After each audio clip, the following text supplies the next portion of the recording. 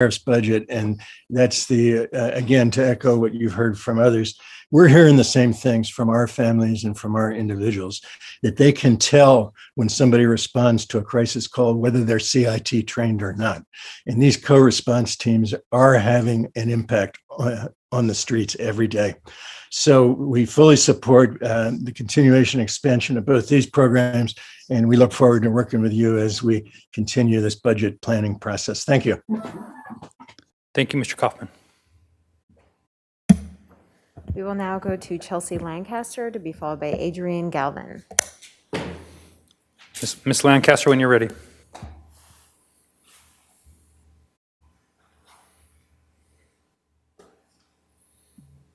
Hi, my name is Chelsea Lancaster, and I'm here to support and amplify the demands made by showing up for racial justice, in particular, reducing sheriff funding by at least $26.7 million, invest in community-based organizations and initiatives led by those most impacted by incarceration in order to use and increase alternatives to incarceration, have true diversion and improve transitional services.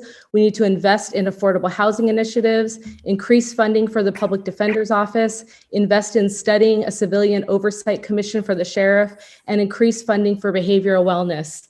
I just want to say that the communities that are safest do not have the most cops or the most law enforcement, they have the most resources. We've seen that there are so many progressive things happening in other communities when it comes to district attorneys, when it comes to law enforcement. You all made this big proclamation about racism as a public health emergency, and that requires action on your part. Again, budgets or value statements. I also want to name that the Sheriff's Department has not proven to keep us safe. Officer Jeremy Rogers, in particular, has murdered 5 individuals in our county and has never been held accountable. So when you say that the Sheriff's Department is going to be wearing body cams and that's going to lead to some kind of accountability, Sheriff Brown and his department has made it very clear that they have no intention of holding officers accountable. We have expended millions and millions of dollars in payouts to local families who are then gagged and not allowed to talk about the murder of their family members. This is absolutely unacceptable. I also want to name Steve Lagnino, the comments that you made earlier about I just want to name that they were really problematic about, fear mongering around gangs and saying things like, just like in a foreign country. This does not inspire confidence that y'all are moving in a direction of racial justice. So I really encourage you to do a little bit of thought around that. Thank you. I cede the rest of my time. Thank you. We will now go to Adrian Galvin, to be followed by Kevin Martin.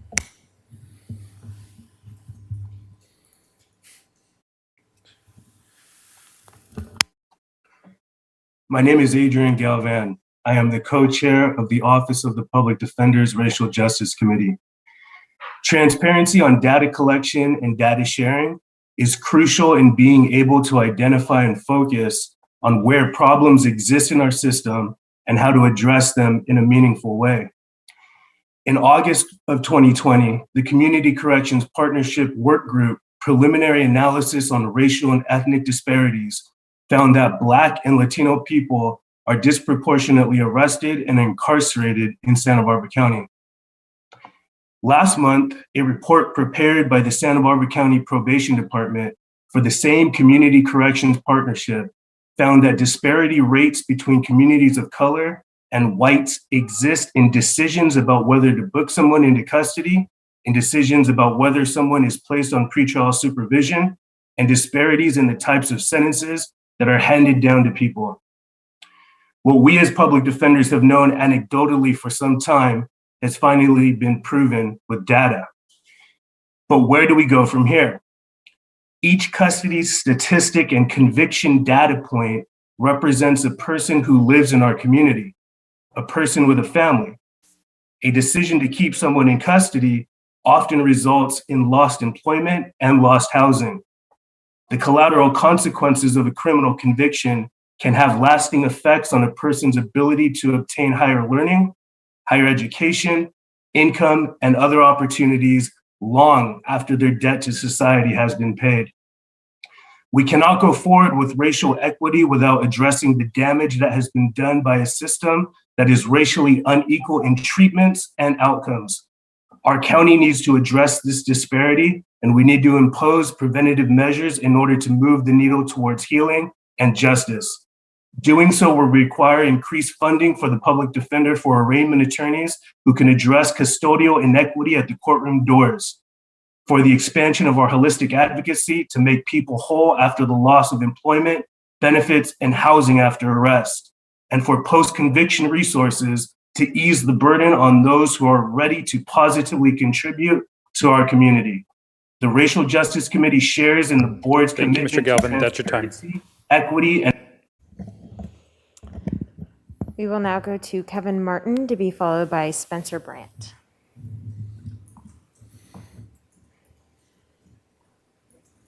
Thank you for the time. I'm going to reserve my comments for the next agenda item. Thank you. Thanks, Kevin. We will now go to Spencer Brandt to be followed by Felicity Donald.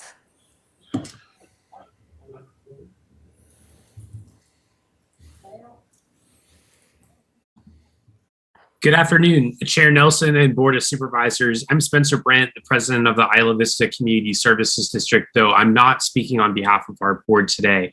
I wasn't planning on speaking today under the sheriff's budget item, but I was surprised during the presentation to hear from Ms. Vasquez that there is a proposed increase in staffing and budget for the Isla Vista Foot Patrol. And I am concerned that our community has not been made more aware of this increase and has not been given an opportunity to provide feedback. So I respectfully ask that you delay this request and allow for more time for community input. You know, in the face of so many challenges that we face as we recover from this pandemic, I do not believe our residents support this expansion as a priority. Everyone wants to live in a community where they feel safe. This has been a priority for the Isla Vista Community Services District, where we've increased safety services through a partnership with UCPD to deploy non-sworn community service officers on Friday and Saturday nights, who provide escorts to community members who need a safe walk home. We've also worked with Public Works, who installed 36 additional streetlights in January of last year in order to increase safety in the built environment. Over the last 5 years, Isla Vista has become a much safer place to live. Weekend nights that used to feature dozens of calls for service and medical transports have all but disappeared today. What I hear from residents today is that they feel over-policed. Many have experienced feeling harassed by the aggressive enforcement approach to minor infractions that the sheriff's office takes. This approach makes our community less safe, not more. It makes our residents feel infantilized, demoralized, and fearful of law enforcement. So I hope you'll reconsider this, and thanks for allowing me to speak. Thank you, Mr. Brandt.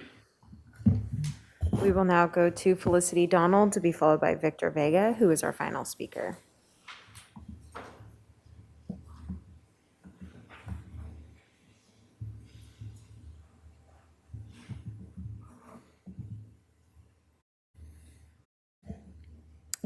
And Felicity, if you can unmute your device from your end and begin your comments.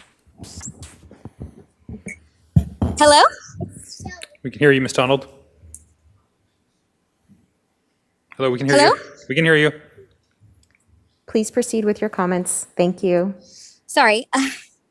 Hi, I am speaking today as a member of the Santa Barbara Eastside community, a mother and a full-time worker for low-income housing community. Santa Barbara has long known that incarceration rates disproportionately affect Black and Brown community members, which has only served to further the socioeconomic divides within the county, which persist in housing, education, employment, healthcare, and elsewhere. The county board has always spoken about their commitment to restoring and uplifting the community, but today more than $255 million, or 68.3% of the county's current public safety budget is investment into the punishment of that community. Supervision, prosecution, policing, and incarceration all create additional trauma and reinforce cycles of poverty, thereby decreasing public safety. Research continues to show that law enforcement does less to prevent crime than adequate housing, mental health services and counseling, drug prevention programs, and an attainable path out of poverty. The East Side is suffering greatly from petty theft.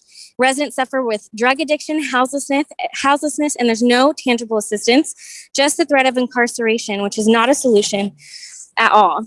All of these things point to what we already know are the largest influences on quote unquote crime, poverty, and trauma. Never in my 5+ years of residency and work in this neighborhood has law enforcement or anyone from the county actually done anything to help until after the crime has already been committed. In fact, myself, as well as many other members of the community, have had poor interactions with the sheriff deputies in particular that often feel racially charged here on the east side. Public safety for this community has been nonprofit organizations like PATH, Domestic Violence Solutions, and affordable housing organizations. I urge the Santa Barbara County Board of Supervisors to make the following changes. Reduce sheriff office's funding by a minimum of $26.7 million, which is already what we receive over, or they receive over than any other comparable county. And to invest that money in community-based organizations to utilize alternatives to incarcerations. Healing Justice Santa Barbara, UCSB's Hosford Clinic, El Centro, Freedom for Youth, Cause, Ethnic Studies Now, Success Stories Program, Freedom to Choose, Domestic Violence Solutions, PATH, Santa Barbara Community Housing Corporation, and many, many others who are underfunded. These organizations provide services in the fields of mental health, education, employment, leadership, housing, clothing, food access, violence prevention, immigration, environmental protection, self-esteem and advocacy, arts and culture, etc. Thank you, Ms. Donald. That's your time. We will now go to Victor Vega, who is our final speaker.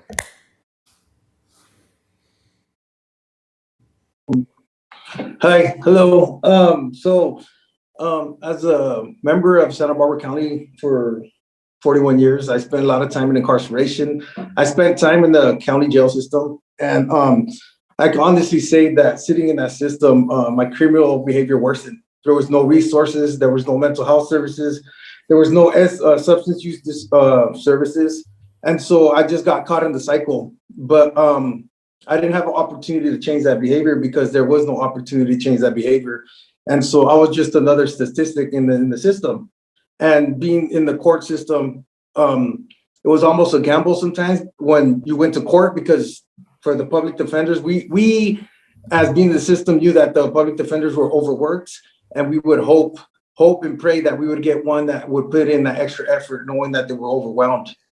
And so what it took for me was to finally be sent to a program outside of the county, because there wasn't any resources to help me within the county, and I had to leave the county and go to Los Angeles County in order to get the services that I needed. And, things have turned around for me now, and I see the lack of resources, especially when I was growing up. And, it's not jail. Putting a person in jail is only going to worsen them. And if you want to punish somebody, then and putting them in a county jail, well, then that's what you're doing. And other than that, it's not really helping anybody that really wants to get out of that system by sticking them in a place where they're not getting the services that they really need. And criminal behavior isn't something that is taught as a kid. It's the outcome of not knowing how to be able to succeed in society and not having the steps to succeed in society. And so from just personal experience, having help with my substance use issues and mental health issues is what put me on the path, not sitting in the jail cell for a consistent hours a day. So just from experience, if we were able to put more resources into our community-based organizations and, in help out the public defender's office, it really does help out for those that are struggling to get their lives on track. Thank you. Thank you, Mr. Vega. And I believe we have one more speaker. Yes, Chair Nelson, members of the board, thank you. We have one additional request to speak, and that is Ann Arce. Before Ms. Arce goes, we'll go ahead and close public comment on this, so that she'll be our final speaker on this item. And we will have additional public comment available after our special issues that will take place after this item.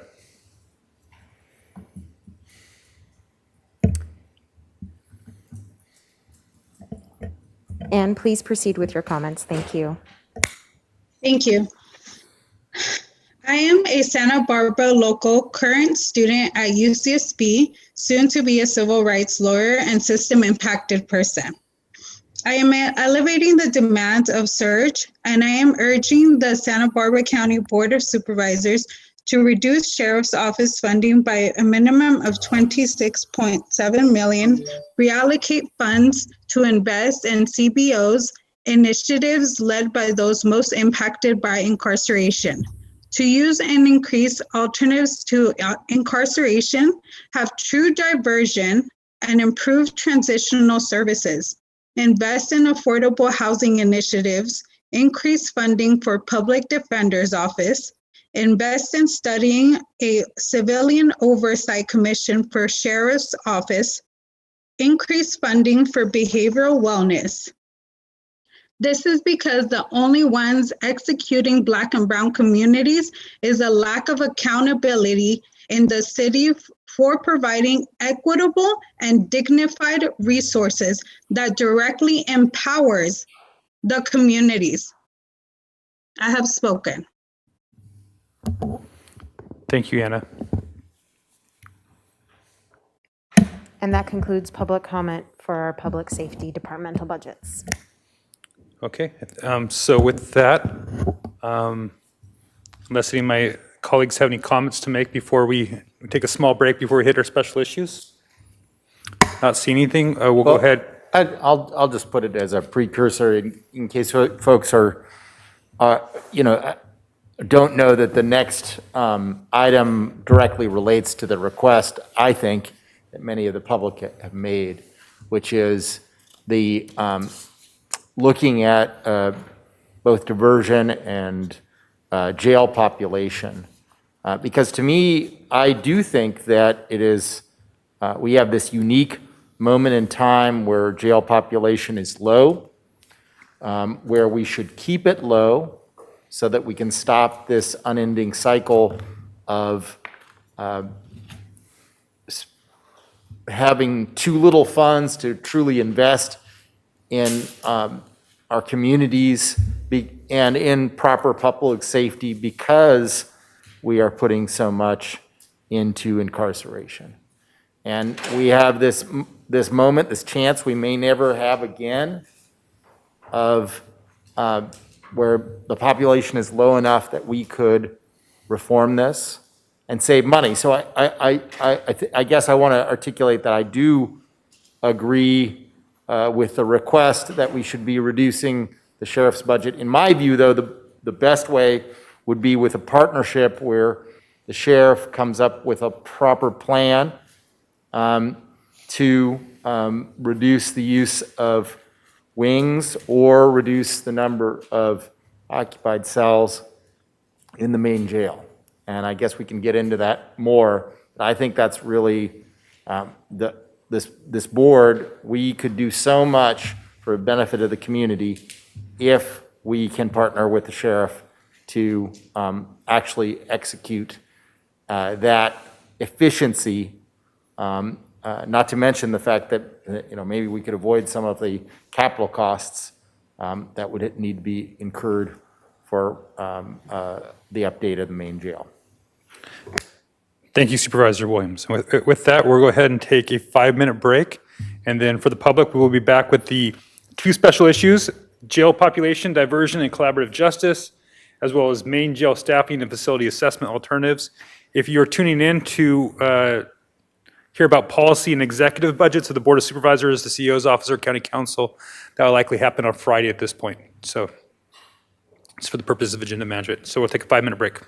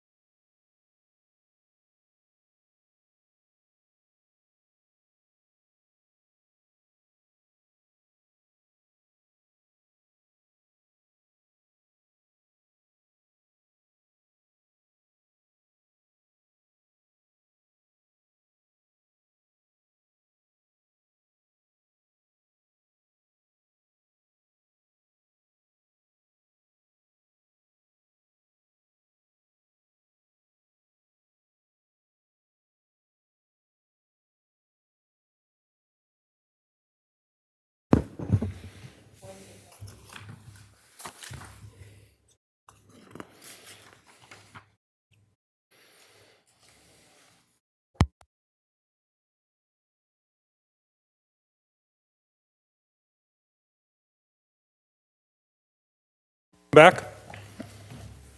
We'll now begin our special issues. First one being jail population, diversion, and collaborative justice. CEO Miyasato. Thank you, Chair Nelson and board members. I'm going to kick off this presentation. I'm going to go quickly through just some introductory slides so that we can get to the speakers. We have many speakers from our departments here to discuss this issue with you. And as you know, your board has heard this issue about diversion and the jail population several times over the last year. And today, we're going to give a little bit of background, again, hear from different speakers in our departments, talk about progress, and also next steps. And if there are questions specifically about the jail and the jail capacity, I ask that you hold off on those until the next special issue presentation, which is specifically about that topic.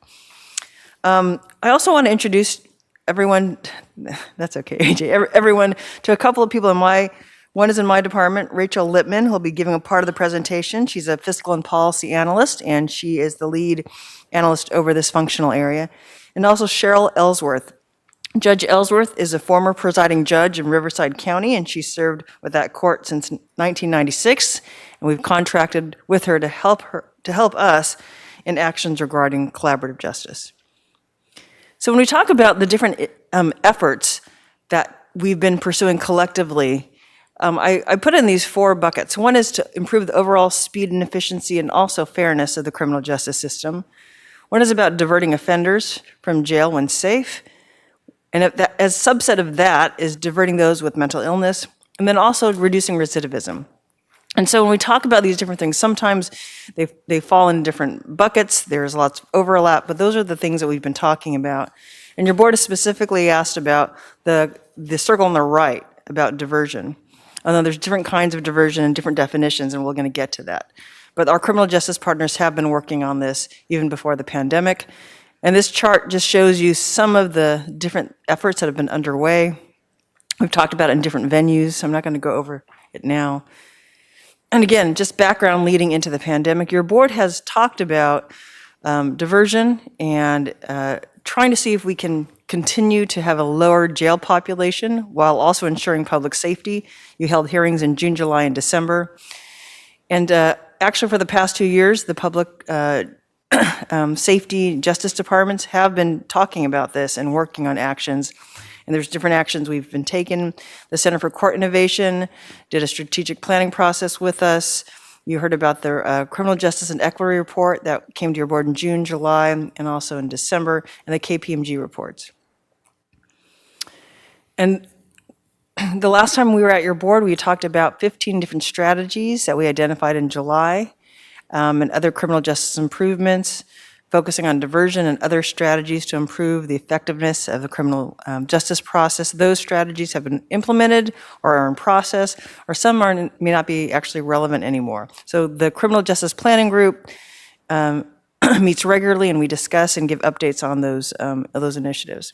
Also, the court has held in-custody arraignments, and that's why video arraignment has been so important, and has restarted out-of-custody arraignments. And a couple things to note just about the immediate impacts from the pandemic. One is that the courts have closed with a backlog of cases, which our departments have spoken about today. The public defender was appointed as attorney of record, which has been helpful in processing cases more quickly. And you heard about zero bail. Again, today's presentation is to focus on available information and define steps to enhance access to justice. And with that, I'm going to hand it off to Rachel, I believe. Thank you, and good afternoon. During the pandemic, court closures and the shift to the remote workforce, we essentially sped up certain initiatives that had been in discussion before COVID. So now as we're turning to post-pandemic planning with the courts reopening, we will be examining these initiatives and working together to continue to enhance access to justice. Departments have moved to paperless operations to allow work to get done safely. For example, the district attorney and public defender's offices have worked to replace desktop computers with laptops so their attorneys can access files and perform work from any location. Video arraignment was implemented during the past year so that arraignment hearings could continue for in-custody defendants. Next slide, please. And some of these initiatives have resulted in decreased jail population. such as the introduction of mandatory pre-arraignment settlement conferences, the emergency zero bail schedule. Just last month, the California Supreme Court issued the Humphrey decision, which will continue this practice of zero bail under certain circumstances. And in the following slides, you'll hear more detailed information about these strategies and the status of the jail population and diversion programs from the criminal justice partner departments. So now I'm going to turn it over to Sheriff Brown and Chief Wazalewski. Thank you.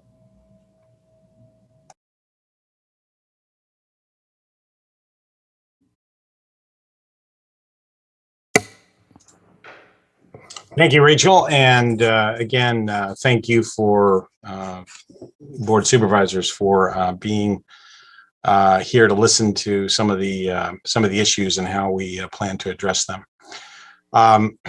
As far as the Sheriff's Office's response to some of the items in this special project, as Mona mentioned, most of the response to the actual jail and the ADP and the capacity issues, we'll address that in the next presentation. But I did want to just talk a little bit about some of the things that the Sheriff's Office is doing and has been doing for quite some time in addressing some of the problems that we've been discussing today.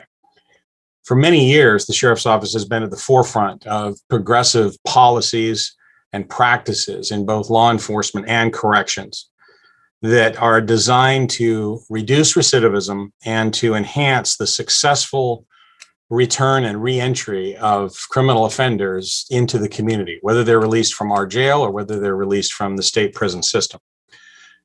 Our efforts have included a number of items. You've heard us talk earlier about the criminal justice involvement with the mentally ill through our critical incident training and through our co-response teams.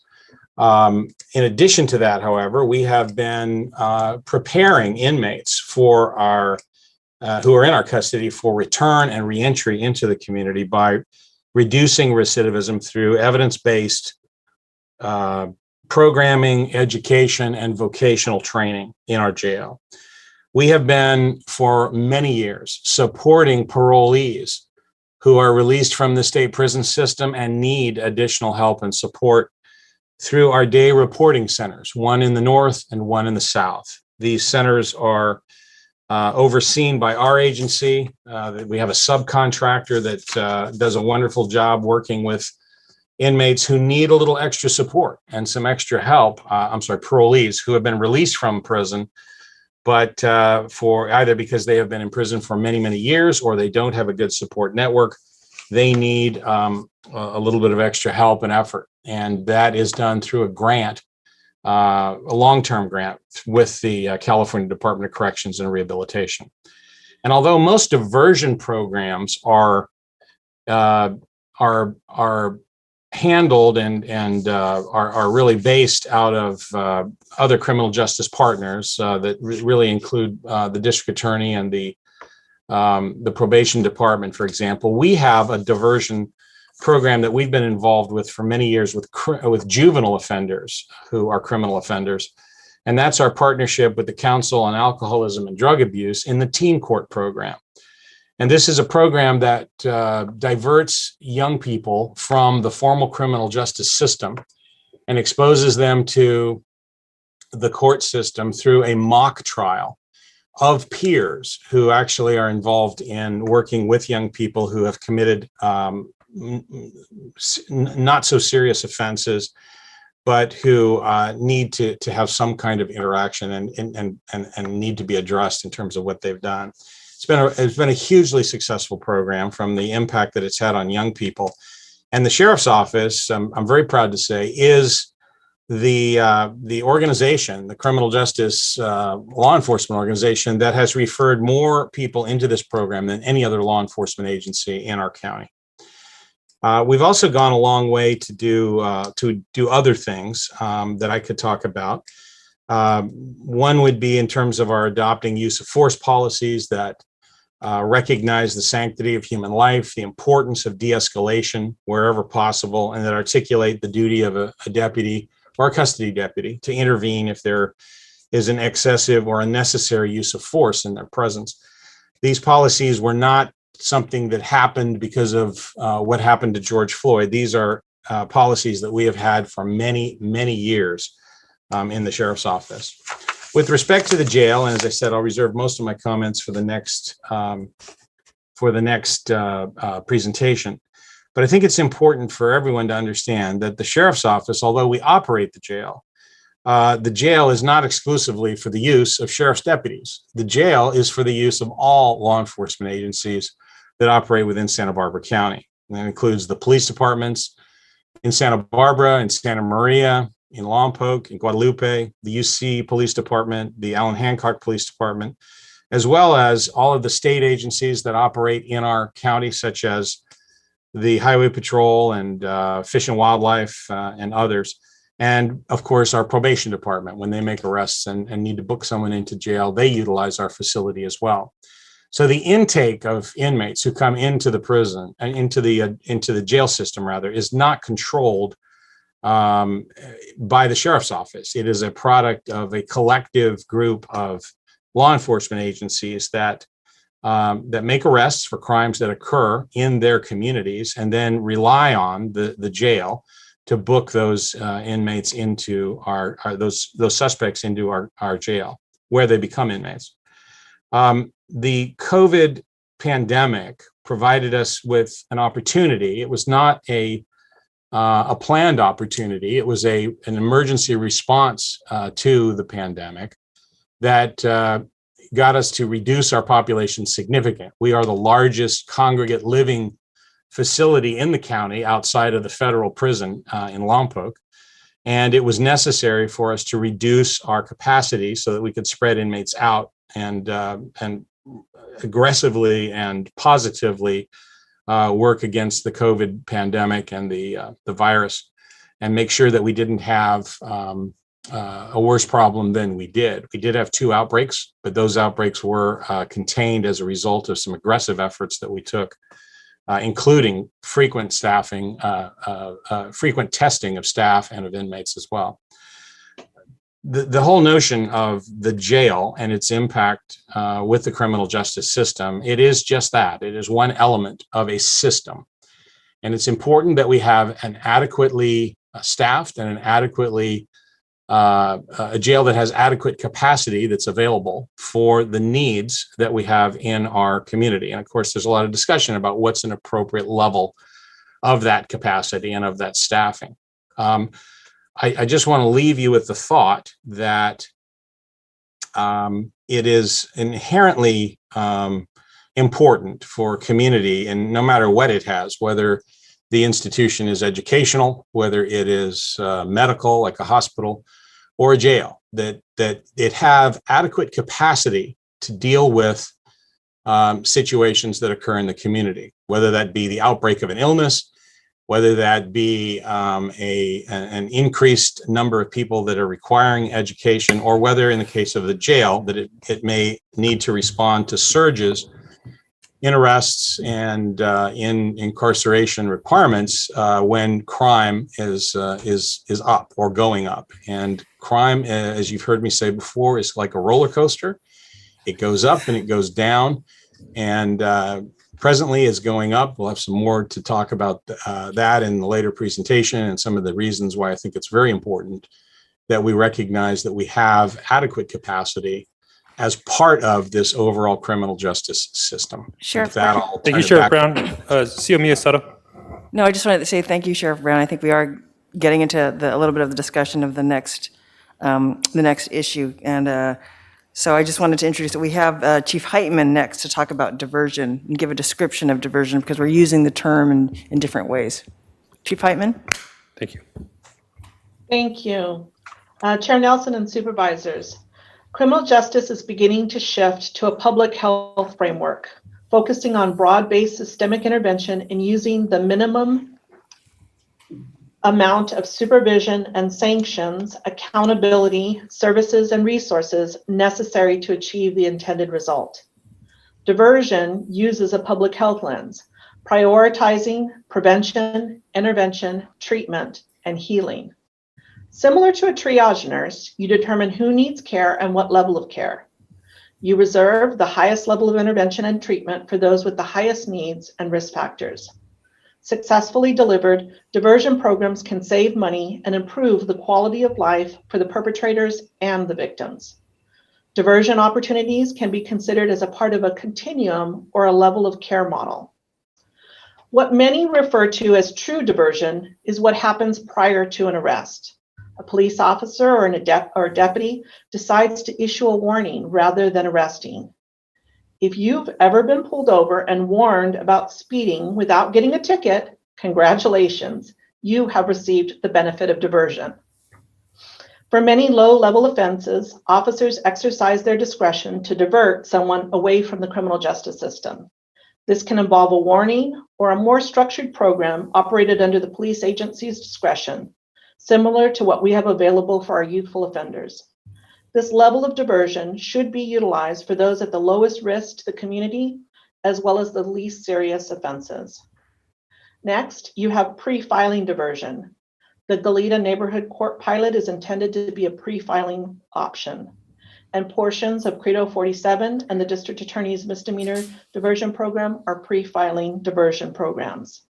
This is similar to making it past the temperature check and scale at the doctor's office, but then being sent home to take 2 aspirin rather than seeing the doctor.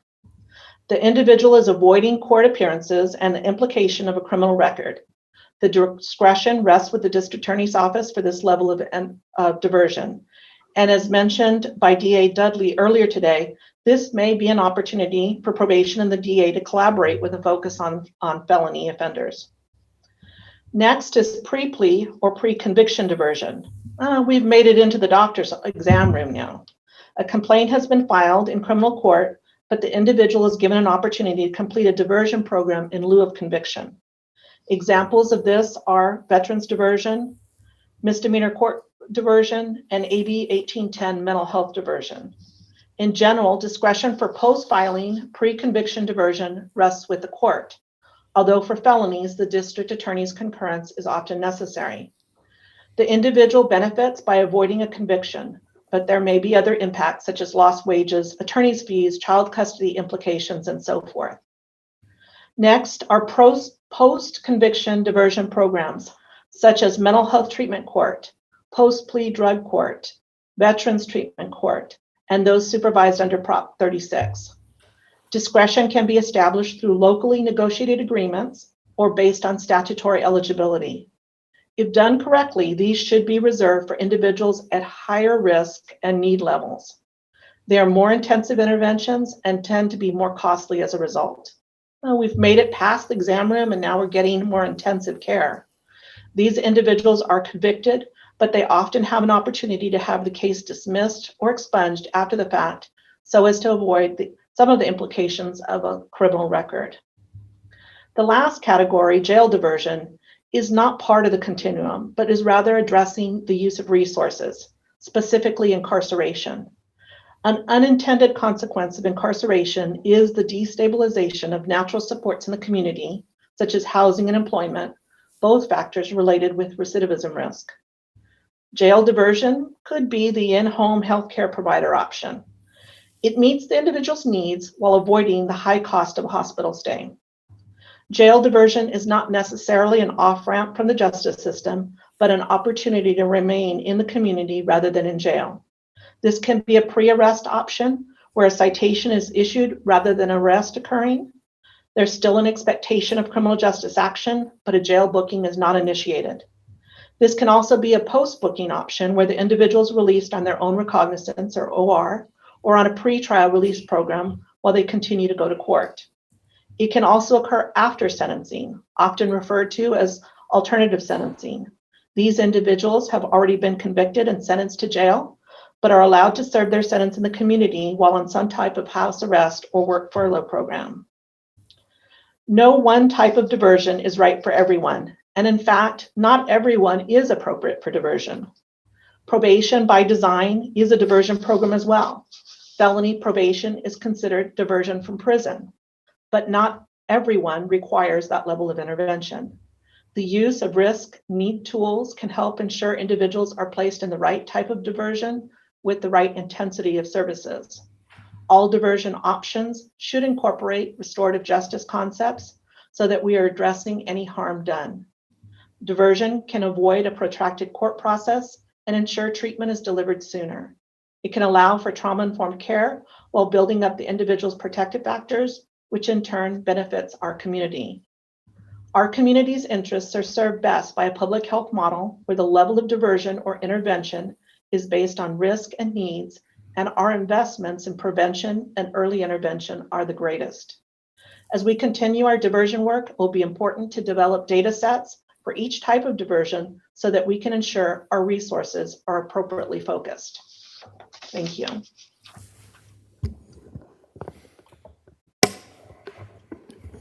Next, we asked members of the District Attorney and Public Defender's Office to provide their perspectives on very brief updates to the board, and you see the the issues on the slide. And I don't know who we're beginning with.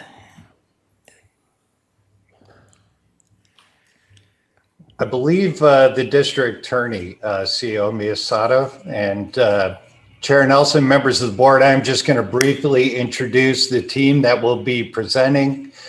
On the first slide, some of the issues that we've been asked to deal with and that this issue is dealing with are jail population and diversion. Speaking will be Senior Deputy District Attorney Ann Bramson, who is involved in our pre-arraignment mandatory settlement court, a court-created program to address the backlog of cases. And then we will hear from Senior Deputy District Attorney John McKinnon, who mans our treatment courts in the North County. So with that, I give it to Ann. Good afternoon, Chair Nelson and members of the board.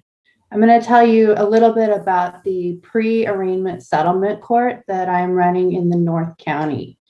We are handling misdemeanor cases with the exception of domestic violence, with the goal to take care of the tremendous backload that has accumulated due to the COVID-19 pandemic. Currently, we have a great working relationship between the court, the DA's office, public defender, and the conflict team. And as a team, we are trying to do our best to clear the calendar.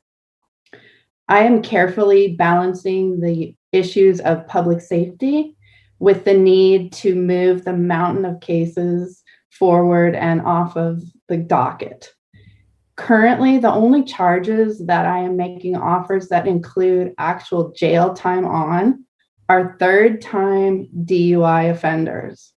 So all other misdemeanor charges I'm handling do not include any actual jail time. And even the third-time DUI offenders are currently only going to jail for 30 days of their sentence, and they can do the remainder on the sheriff's work alternative program. The rest of the offers include programs, diversion, probation, and treatment, depending on the crime and the circumstances of the case. There are a group of defendants that I'm currently handling that were offered the pre-filing diversion program last year. However, they failed to sign up and or complete the program, so they have now gone into the court system. The biggest hurdle that all of us are facing is it is very difficult to contact a lot of these defendants. They either don't live at the address given in the reports, or they're not responding to court letters, to defense attorney letters. Their phone numbers are often disconnected. And so it has been extremely difficult, despite everyone's best effort, to actually find them, contact them, and get their case going again. So let me give you just a couple of examples so you get a feel for what we're dealing with. In the last 4 weeks, we have a court calendar every week of about 30 defendants, but many of them have multiple cases. So it's very common to have 60, 70 cases on. So on March 18th, we had defendants, many more cases than that, and I dismissed 18 of them outright. And what I'm doing is I'm balancing whether the defendant has a minimal criminal record and if they have not committed any offenses since this case was filed. And many of these cases are a year, 2 years old now, unfortunately. If I feel that there's no public safety issue, I am diverting them through a dismissal. So of the 18 out of 28, I dismissed outright. The remaining 10, the defense was able to contact 4 out of the 10. And we are able to settle virtually every case when they can find their client. And it's not no fault of their own, but just the circumstances of the defendants not responding. On the 25th of March, of the 29 cases, I dismissed 19 outright or diverted them. The defense had contact with 1 out of 10 of the remaining defendants. So that particular day was lower than typical. On April 1st, we had 30 defendants, more cases than that again. I dismissed 16 outright, and the defense had contact with 7 out of 14. They were able to find 50% of the defendants for that day.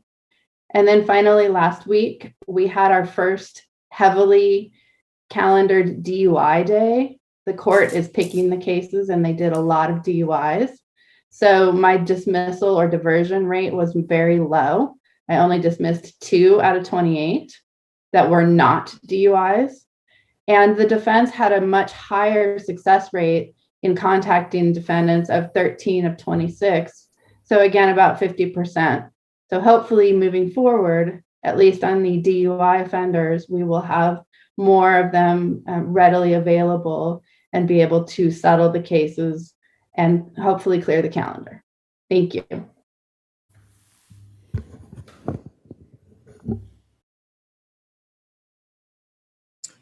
Next, John McKinnon.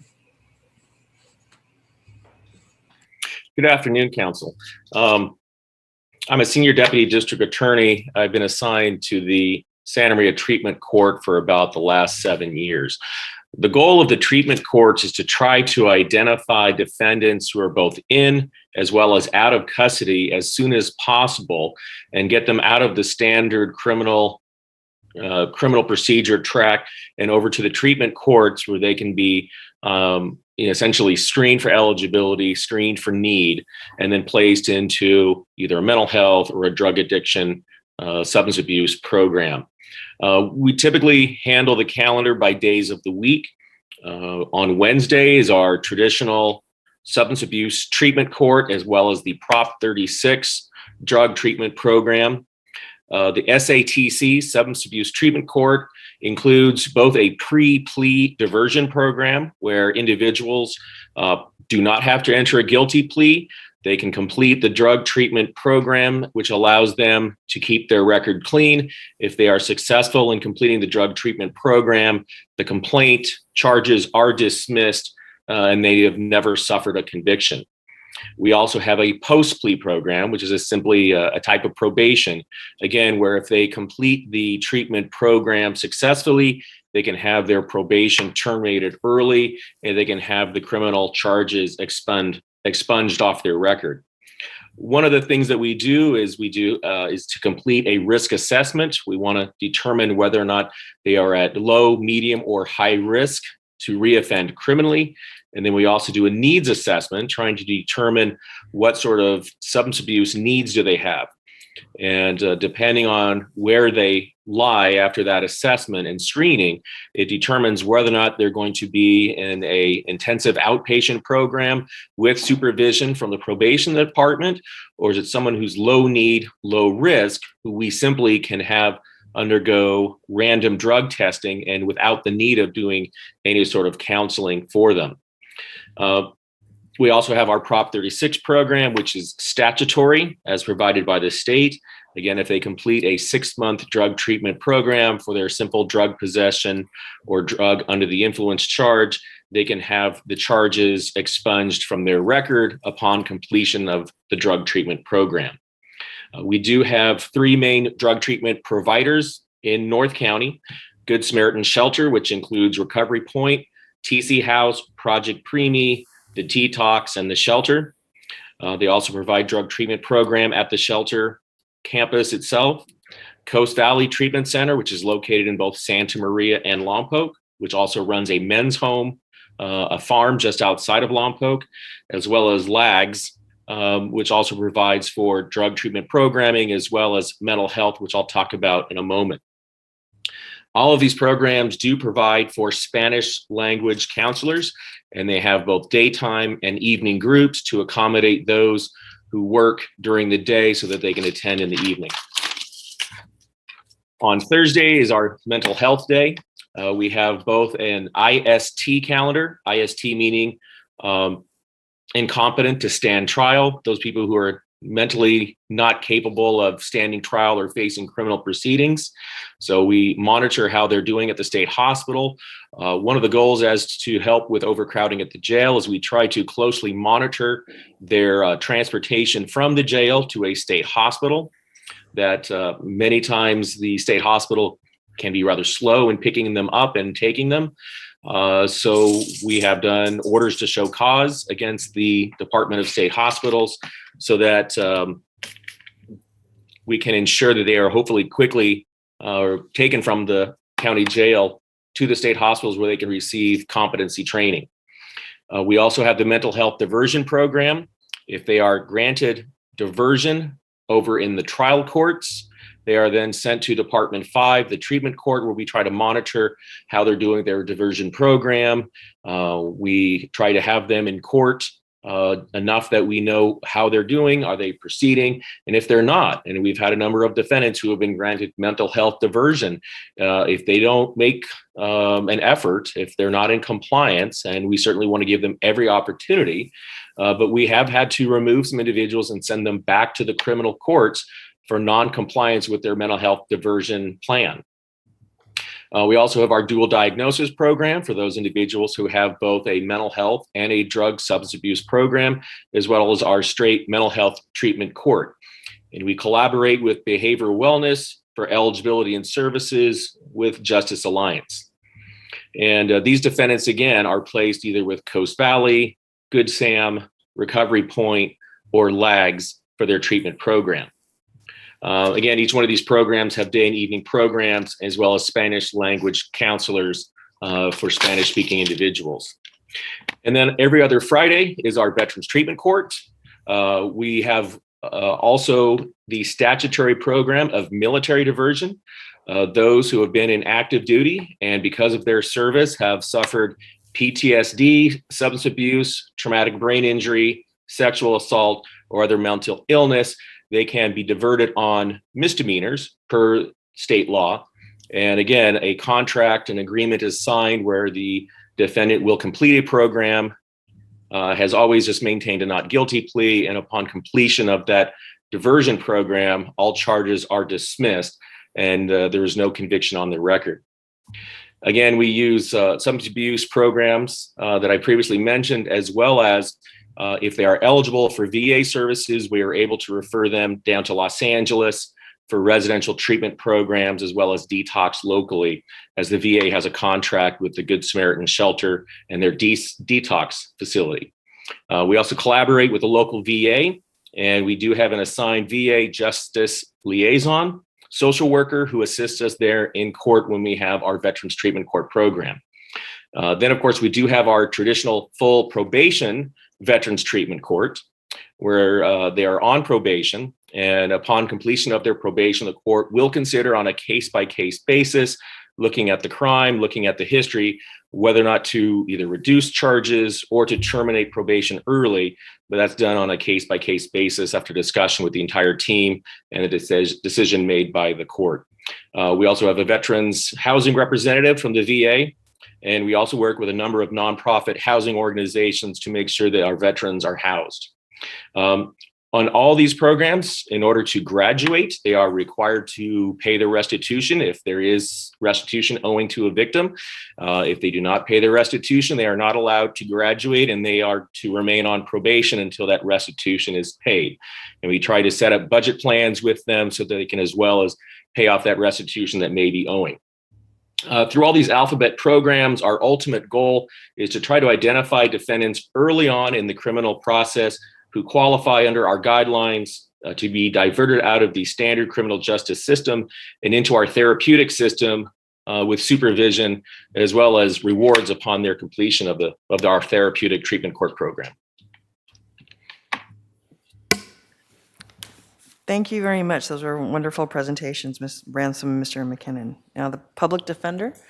Yes, for the public defender representatives, good afternoon. Oh, sorry. One moment. Please. Thank you. For the public defender representatives, Chair Nelson, they will introduce themselves on the screen now. Thank you. Good afternoon. My name is Rebecca Selden. I'm a deputy public defender here in our South County office. I will be presenting today along with my colleague Benjamin Beek, a holistic advocate, Chief Trial Deputy S.E. Ballard, and Chief Defender Tracy Makuga. As a deputy public defender, I've held a number of assignments in this office, including a misdemeanor caseload, felony caseload, and now I currently sit as our South County Specialty Court Attorney. In this role, I advocate for clients with mental illness to successfully manage the requirements of mental health diversion, while also advocating for our clients in 8 separate specialty courts. Today, I want to talk specifically about diversion, this special issue, what it looks like on a day-to-day basis, and what the barriers are we're experiencing to successful implementation and expansion of diversion. So we know that expansion of diversion is crucial to our community. It creates an individualized exit strategy for our clients from the criminal justice system and endorses a long-term aftercare plan engineered by specialists in the field, namely our holistic defense advocate. Diversion attempts to inject humanity into a system that has frequently placed our clients with mental illness into windowless cement boxes. It puts a stop to the ever-revolving door that is arrest, incarceration, decompensation, release, rearrest. First, I want to correct a point that was made earlier that we don't currently have a felony diversion program. We have multiple types of felony and misdemeanor diversion programs utilizing community-based treatment, from our Credo 47 pre-file diversion all the way to our mental health diversion and several other statutory diversion programs. It's our position that these programs are not being widely utilized as they should be based on the multiple barriers I want to address today. So what does diversion actually look like in practice? So our team of holistic advocates and attorneys, we know what it takes. We have a niche knowledge to take someone out of a jail cell, assess their needs, and get them the treatment and provide them the stability of a long-term plan. But what I want to highlight today is the task of pulling someone out of the criminal justice system is enormous, and that's largely because of the barriers we're experiencing. So we as defenders, we are willing to spend the hours it takes to meet with our clients and their families to understand their story and the root cause of their interception with the criminal justice system and their mental health needs. We are willing to spend the hours and days it takes to comb through thousands of records from our clients' past to be able to paint their stories to the courts. And when we construct these petitions, we are relying heavily on our holistic defense advocates to create successful individualized treatment plans, relying heavily on peer-reviewed studies, best practices in mental health treatment and rehabilitation. Finally, when our petition is filed in this county, our battle has really just begun. These petitions are largely objected to and opposed vigorously by our district attorney's office, despite our legislator implementing change and our community begging for this change. Locally, our justice partners consider diversion the exception to the rule, indicating this morning only 11% of cases are divertible when we know severe mental illness is far more rampant in our criminal justice system. When there is an objection filed, this involves hours more of record gathering, expert evaluations, and writing reports and responsive motions. This takes away time from other clients that could use these assessments and these tools. If our petition is granted, we are monitoring the progress in specific programs, heavily relying on our holistic advocates to navigate a competitive jungle that is finding beds for our clients that just don't sufficiently exist in our community. I have one client with schizophrenia. He wakes up every morning hearing voices. He has waited 4 months for an appointment with a psychiatrist.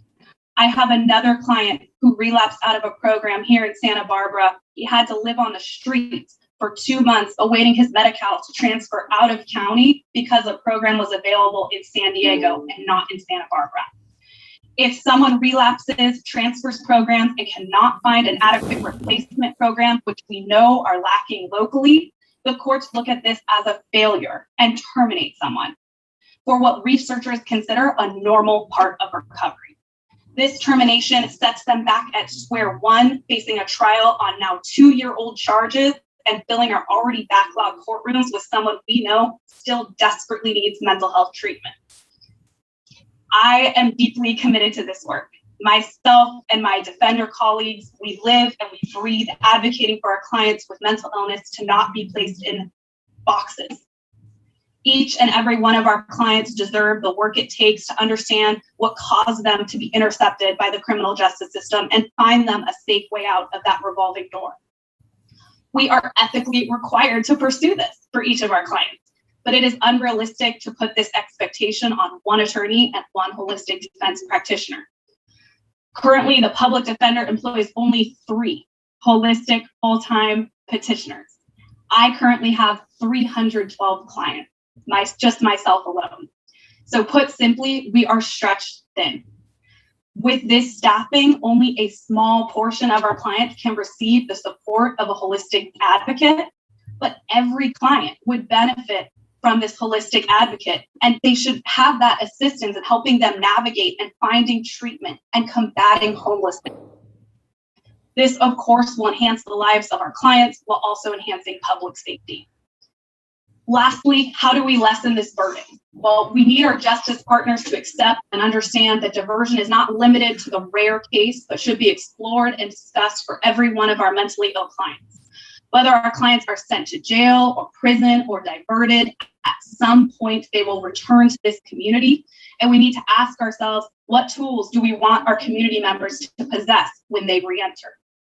If diversion is going to work the way that it should, every one of my clients should have a holistic advocate to navigate the confusing and sometimes impossible access to mental health treatment and housing in our community. We need more attorneys to lessen our caseloads so each individual client can get the time and advocacy that they deserve. Lastly, we need more community-based treatment programs that fit the needs of our community's population, specifically more beds for those with co-occurring disorders, programs to assist our Spanish and Mixteco speakers. Our office is doing what we can to respond to the systemic challenges that are being presented. In partnership with Code for America, our office is developing a re-entry mobile app to create an easier access to local resources, and it's intended to be used by our clients, their families, holistic advocates, probation, and attorneys. We will keep doing this work, but at some point, the weight of addressing mental illness in our community and our criminal justice system needs to be lessened on myself and my defender colleagues. Simply put, there needs to be more attorneys and more holistic advocates if we want to adequately address the crisis and create individualized plans necessary for a long-term reentry. The needs of our community far outweigh the manpower our office currently maintains and programs available to our community that could solve this crisis. I would now like to introduce my colleague, Benjamin Beach. He's a social worker and holistic defense practitioner who will give some perspective on what holistic defense advocacy for this population looks like. Thank you. Thank you, Rebecca, and good afternoon, board members and justice partners. I am a social worker residing in Guadalupe, California. I have a graduate level education and was trained to provide interventions for the court-involved public. Who are these people? During my time as a social worker in defense practices, my clients have included 80-year-old grandparents, combat veterans, abused children, youth learning to live with lifelong mental illness. These are members of our community experiencing homelessness, eviction, chemical dependency, and severe persistent mental illness. And in a nation where over a fifth of the public has a criminal record, where over 2.3 million people are incarcerated, these are also our neighbors. These are our family members, our children, our parents, our cousins, our kin. They live and work in our community. They contribute to our local GDP. They pay taxes. They are constituents of this body, and I am proud to serve them. What does a social worker or a holistic defense practice do to promote public safety through mental health diversion, for example? We often structure the entirety of the treatment plan, broker insurance benefits, coordinate care between doctors and judges, bridging the divide between medical and legal professionals. We are then responsible for discharge planning, securing housing, and coordinating care between all providers. We are the parties who maintain rapport and the absolute confidence of those diverted as we navigate a daunting healthcare and social services system far beyond the constructs of the court. Most daunting of all, in a community with inadequate housing for a growing population, we are proud to be among the frontline public health workers fighting to secure housing for families and constituents suffering homelessness. I am grateful to finally be a part of a team comprised of housing, rehabilitation, and social services advocates without whom none of this would be possible. I am also grateful to our partners from probation, the Sheriff's Department, and the District Attorney. When we work together to effectively promote public health, safety, and welfare, we rise above the myopic and foolish calculus of serving time for an offense. We are not simply averting time for a single offense when we divert someone suffering from severe persistent mental illness and co-occurring substance use disorders to treatment. We are improving the quality of life, not just for the accused, but for their family and their community. We aren't just reducing recidivism. When we work together without adversity and obstruction, we substantively serve the public and reduce wasteful spending on the revolving door that robs far too many of your constituents and their families of quality of life. I urge the board and partners to continue caring for these constituents and to improve our partnerships and practices in this public service. Thank you.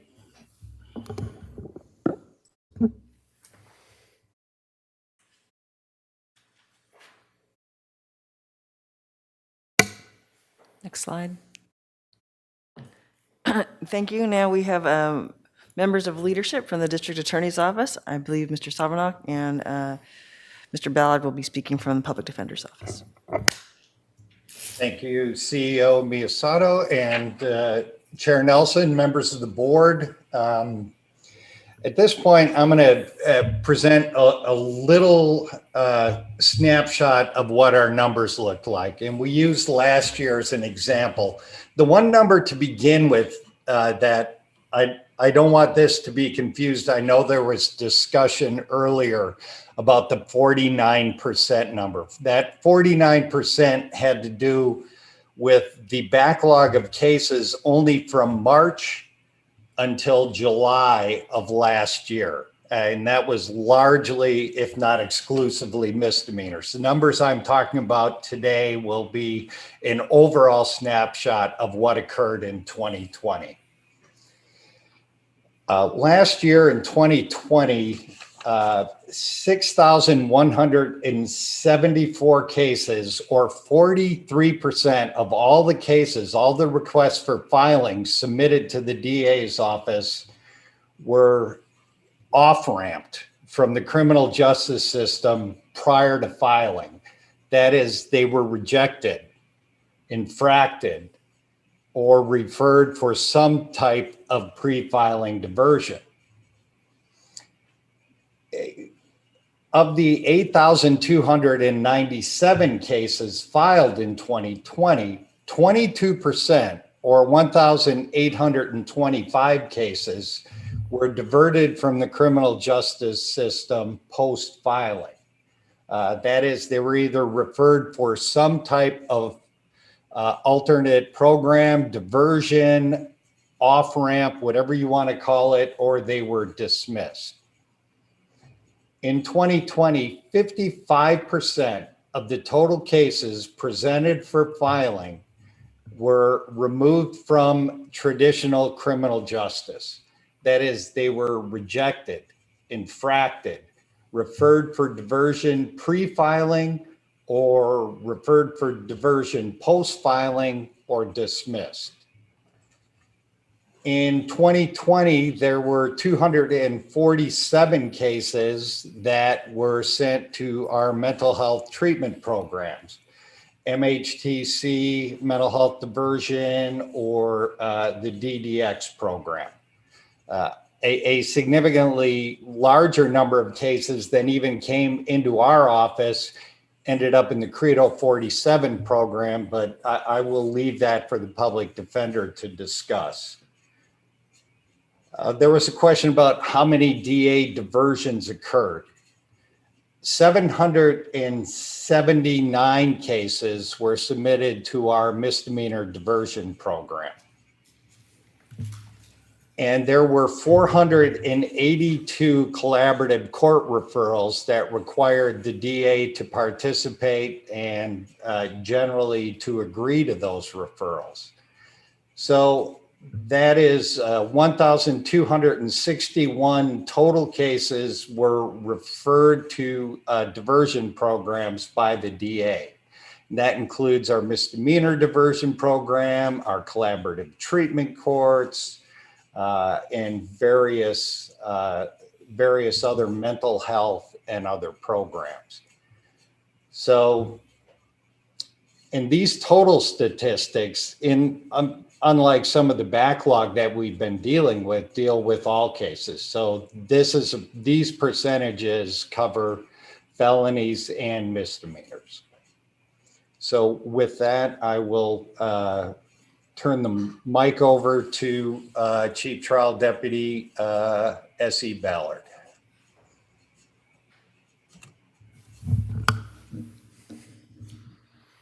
All right.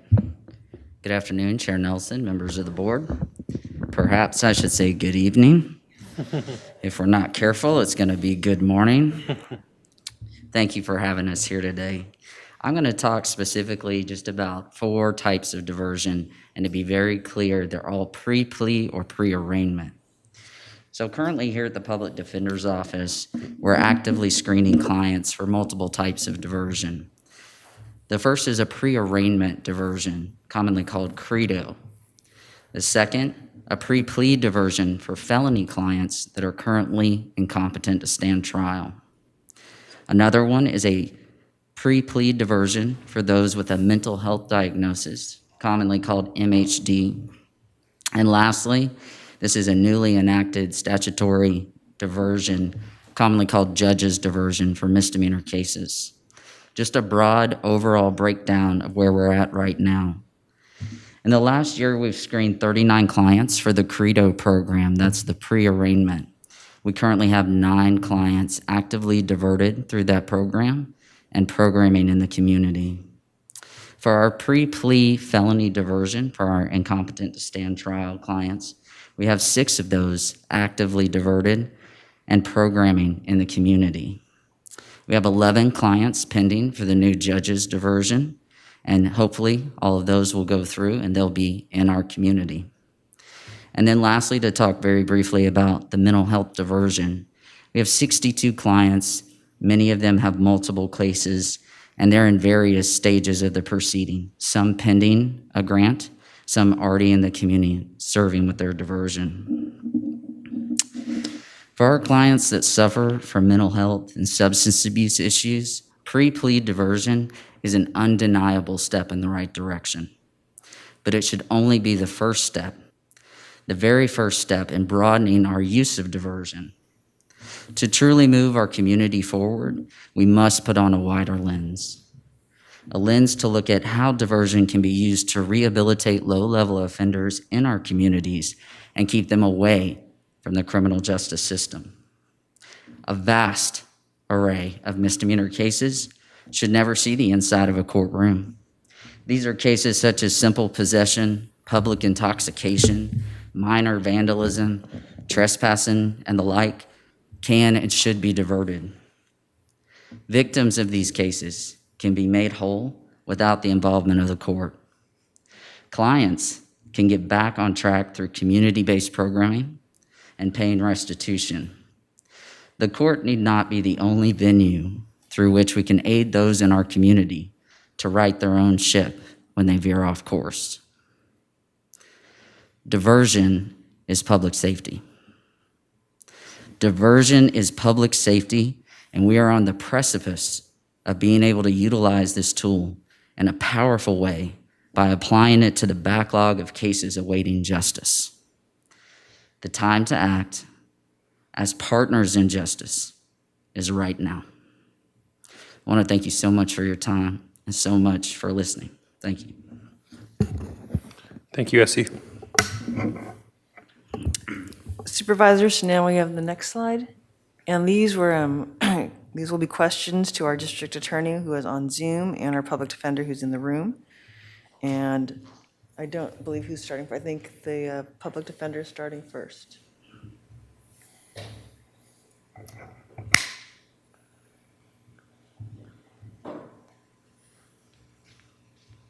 Good afternoon. It's a pleasure to be here again, and I feel like I'm now taking a quiz. So I apologize. First of all, I can't top what my team has already talked about, so I don't want to ruin it by over-talking. These questions that are before you are important questions. What I feel right now is I feel hopeful. I feel this is such a wonderful way to conclude this day, is to talk about how we work so well together and how we can aspire to do better, especially when we're talking about the large number of cases. I mean, who gets diverted and why is complicated, as you heard from Ms. Selden. The amount of work, and I think that's the takeaway, is the description of diversion and this is not a criticism, from the district attorney's perspective, seems to go really seamlessly, like it just swims down this river and it just happens. But the work behind creating those diversion plans, the hours it spends, and the amount of time my lawyers have to go back to court over and over again to say, well, here's another piece of information. Oh, you want that? Okay, I'll get that too. Getting the records of individuals to establish the history of mental health, getting the evaluation. So when you say who gets diverted and why, it's all over the map, and it's really complicated.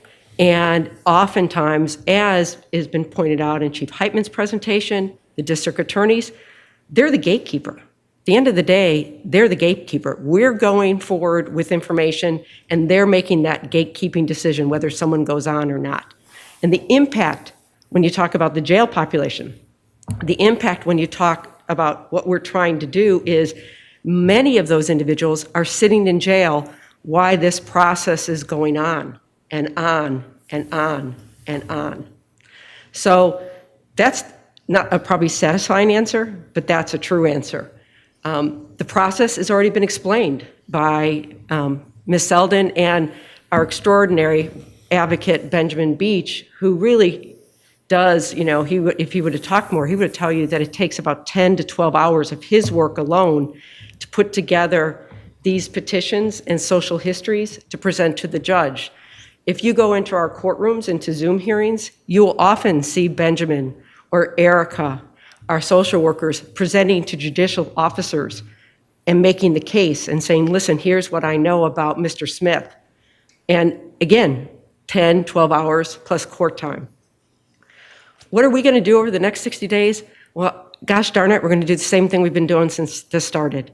We're going to continue to advocate. We're going to continue to meet with our clients and tell their stories to the people that need to hear them, which include bench officers and district attorney's office. Can we do better tracking the data? Absolutely.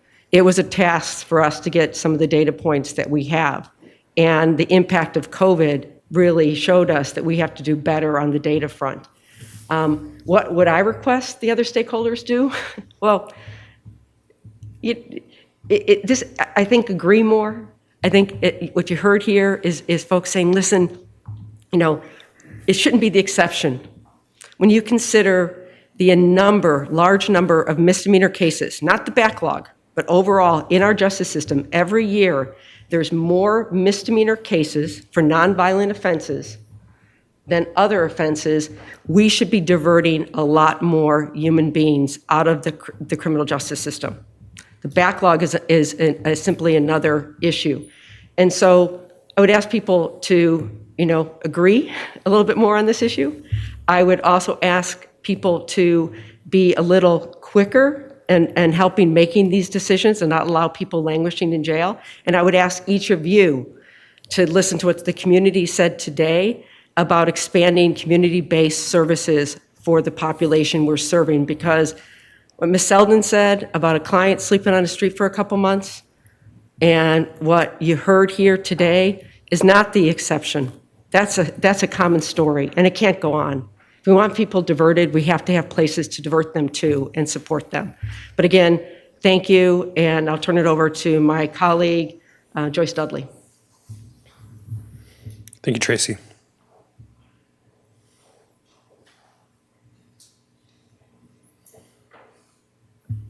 Thank you.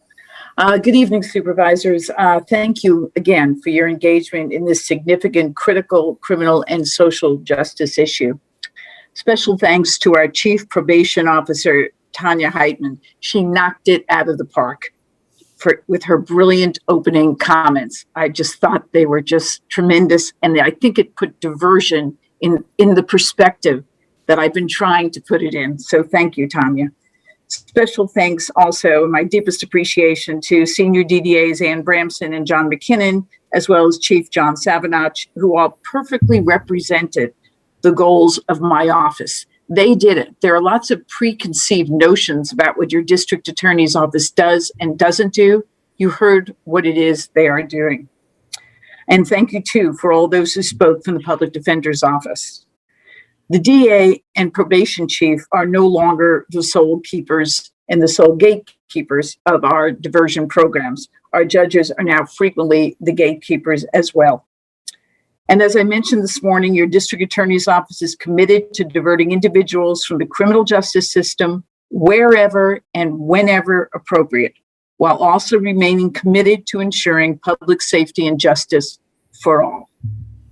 We are committed to being transparent and posting accurate data that can shape our future. As to diversion, we continue to utilize all the diversion programs available to us. We also continue to look for opportunities to collaborate with our criminal justice partners to develop new diversion programs. And I'd like to take this opportunity to clarify some points that were discussed this morning and highlight some of the challenges and barriers our office continues to face regarding diversion. Supervisor William mentioned the drug offenses made up a larger portion of misdemeanor cases. Just to be clear, under Prop 36, incarceration is actually prohibited for minor drug offenses. Also, to highlight the impacts of misdemeanor crimes on victims and their families. Misdemeanor victims can be victimized multiple times. One misdemeanor defendant can victimize numerous people, family members, and coworkers. As an example, a convenience store owner can be the victim of petty theft on a daily basis. I heard this from a Lompoc business owner. On a daily basis, they can be victimized, and those people are not incarcerated, not arrested. They're given a citation. And it is so frustrating for our community when they understand that the people who have just victimized them are still at large.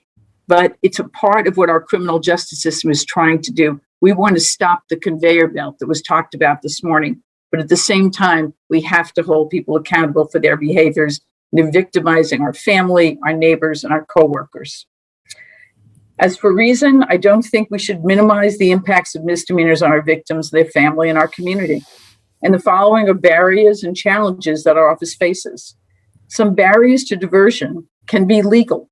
For example, there is no diversion for driving under the influence offenses except in unusual circumstances, and then it's up to the sole discretion of the judge. I mentioned earlier too, the judge is one of those gatekeepers in diversion.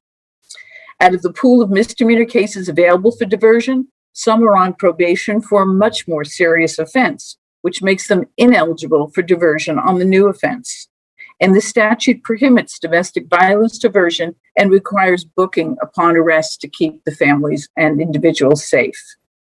So each diversion program is unique and has specific eligible criteria. Generally, these programs are available for misdemeanor and low-level offenders, and I was delighted to hear some of those felony programs that were able to be brought to your attention this afternoon. But they're also available for individuals suffering from mental illness and substance abuse. As Chief Heitman discussed, there are several different processes for diverting cases from the criminal justice system. Each diversion program has a different process and criteria, and we have a comprehensive list of our diversion programs published on our website. More importantly, perhaps most importantly, nobody in my office gets any sense of gratification at the idea that someone who could have, should have, would have been diverted was instead incarcerated. We feel that our community's passion for this, and we embrace this passion at the same time that we embrace our responsibility for justice for all. Thank you for the opportunity to highlight what your district attorney's office has done to enhance and improve programs and early disposition efforts. In addition to that, we hired an extra help filing deputy in August of 2020 to review all incoming misdemeanor cases and all cases that have been backlogged. We're working with Supervisor Hart's office to develop and implement the neighborhood court pilot program in Goleta. We've continued to participate in Solutions Track. We've also improved our reporting capabilities so we can better demonstrate our commitment to diversion through meaningful statistics. And just to give some of you a perspective who weren't here 9 years ago, just a bit of a historical, perhaps motivational note. 9 years ago, I brought diversion to Santa Barbara County. And I was one of the very first district attorneys in the state of California that did so. I did so because I thought it was a critical program that this community needed. And now diversion programs are throughout the state of California. And additionally, throughout my administration, we've increased the number of programs that people can be diverted to and the number of people placed on that. And again, I encourage people to go to the DA website to read about those programs. Still, with all that said, there's more to be done. Specifically, we appreciate the board's and probation department's willingness to create felony diversion program for Santa Barbara County. We're very excited about being a leader in that too. Additionally, we've applied for technical assistance grants to the National Training and Technical Assistance Center to help our county establish a felony diversion program. I share the public defender's optimism about today. I think we're headed in the right direction. I think we can get there together. Thank you, DA Dudley, and also thank you, Public Defender Makuga. Thank you, Mr. Savinock, Mr. Ballard, Ms. Bramson, Mr. McKinnon, Ms. Selden, and Mr. Beach. We appreciate all your comments and your insights. What we'll be doing is the criminal justice group that meets regularly will be working together and then asking to return within 60 days for a report on progress to your board. It may not be all the departments, it may be some, and we'll see as we progress in the next 60 days. And in conclusion, so we see that in the next 18 months, we'll see great progress. There's these initiatives that you've heard about have been years in the making. There's been great collaboration. And as you saw in the enhancement requests, should your board use cannabis revenue for ongoing, there are some improvements that could be made with data. So the next step is, again, to return to your board with a progress report in 60 days. Thank you, CEO Miyasato. I've got Supervisor Hart and then Supervisor Levanino. Thank you, Mr. Chair. Well, first off, I want to just say that I asked for this presentation as a special issue because I really felt that it was important to have all of the criminal justice partners here together to talk about how they are collaborating and how they are working together. And, I cannot help but come away impressed by, the fact that folks are here, they're present, they're engaged, they're really trying to share the information. But at the same time, I'm also really frustrated by how imprecise this is and how general this conversation is and how the information that was presented today in text is a PowerPoint. There is no information, there is nothing I can look at in advance of this meeting. There is no way to verify the numbers. Folks are just throwing out percentages verbally to us on the fly. It's impossible to integrate that in any kind of meaningful way. And so, I'm going to look at the glass half full because we're starting and we're going to get better. We're going to come back in 60 days. But this has got to be way tighter, and there has to be more agreement and not, one person saying the glass is half empty, the other person saying it's glass full. We need to get to a conclusion about these matters and understand exactly where the arguments are, where the data doesn't exist, what we need to do, and how we need to do it faster. There's been some great quotes that people put at the end of their PowerPoint presentations I was thinking about a quote as I'm sitting here, and I Googled one. And Walt Disney said, "The way to get started is to quit talking and begin doing." And that's what I'm looking for now, is action. Let's get everybody on the same page, and if we can't get on the same page, let's figure out why that is. What is the value judgment? What is the individual authority? What is the lack of resources that's preventing us from doing more?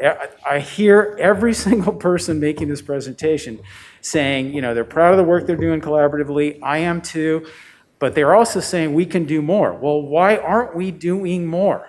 That, I think everybody here is recognizing there is a path here that treats victims more appropriately, involves them in the decision-making process, gets a better outcome for them, reclaims human beings' lives, our neighbors, our parents, our cousins, people who have made mistakes, who need help to get back on track.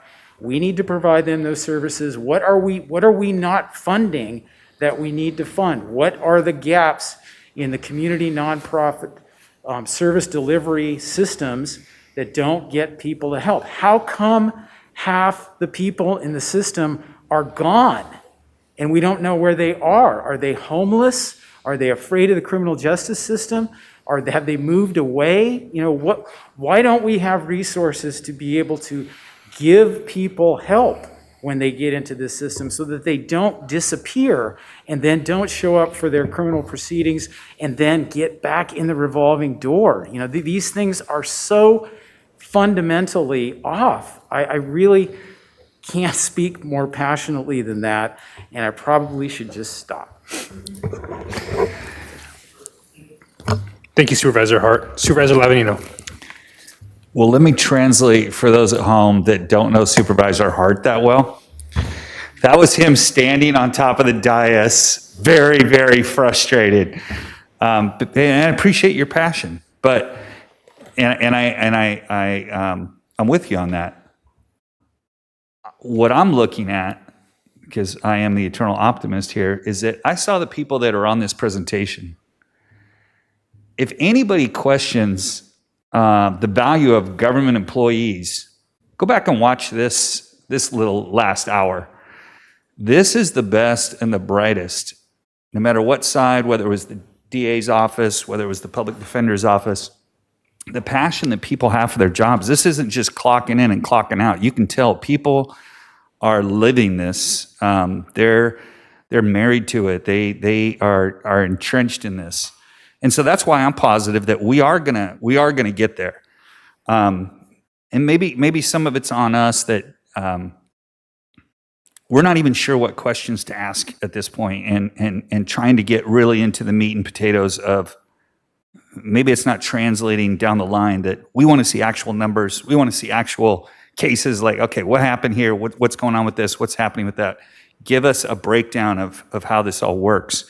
And one of the questions I have is, you know, I felt for the public defender, I think Ms. Selden, that was talking about how many hours and days it goes into putting this petition together. My question is, so what is the judge's response to it, right? Like, that's the missing piece that I'm not hearing either is, okay, so we go in and we do all this stuff, and you got somebody on the bench that just says, nope, you know, or are they interested? Are they bought into the same thing that we're trying to do? Because if they're not, then a lot of this is an exercise. And so I'm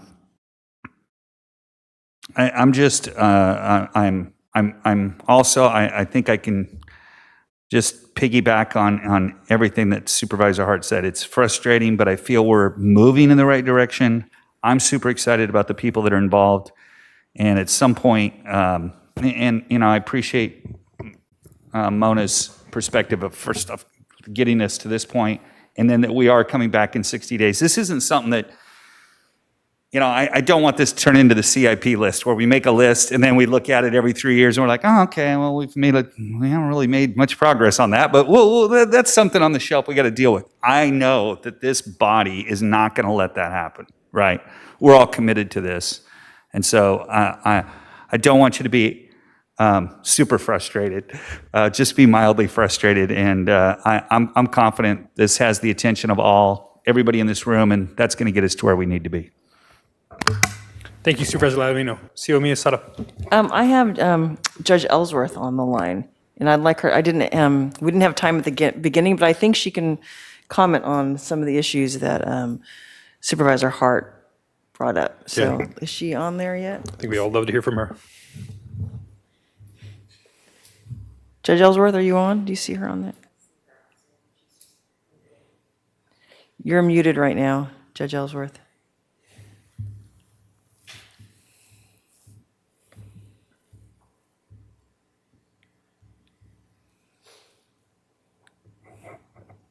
Is she unmuting herself?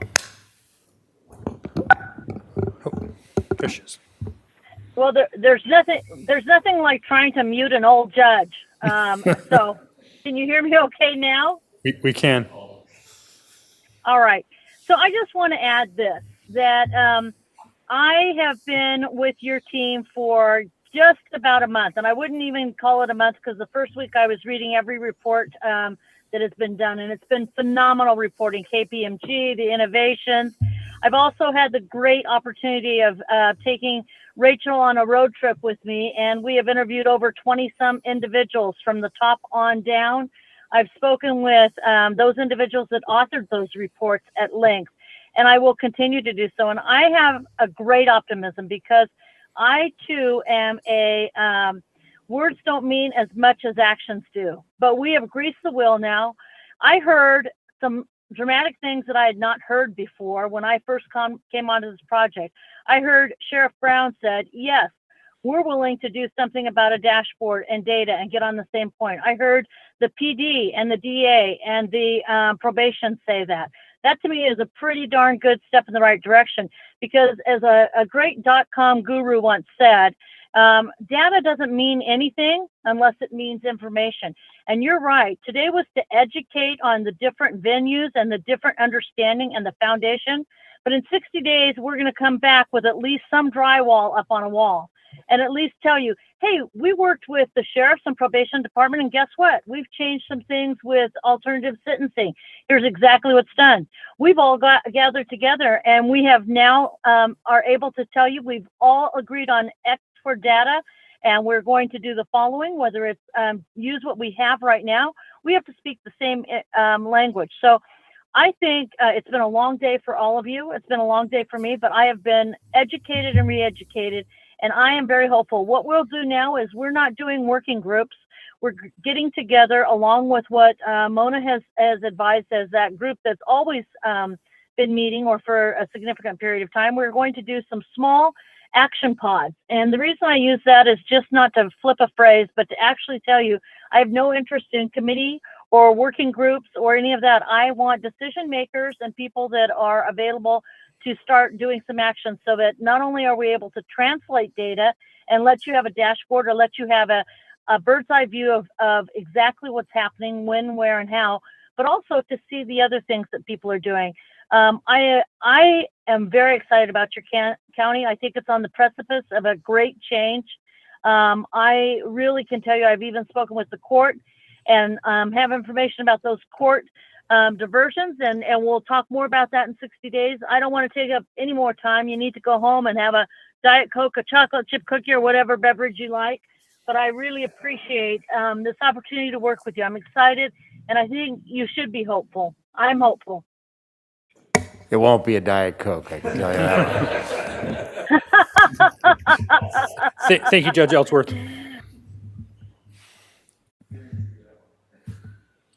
So my colleagues, any other questions, comments on this?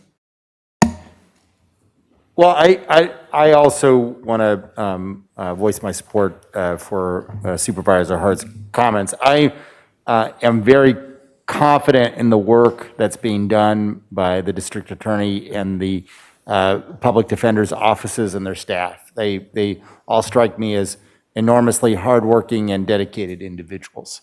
And seeing that and seeing Chief Heitman, it instills with me the confidence that the task is possible to achieve.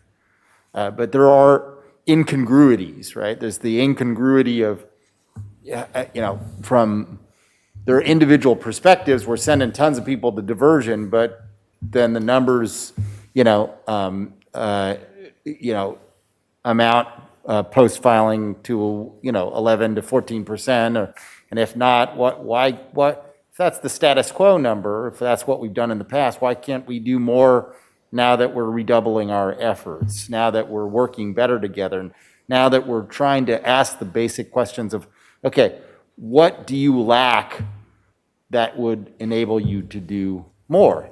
And maybe the answer is, more wraparound services. Maybe the answer is there are some. I mean, to me, the only reason why you would, in my view, generally the only reason why you would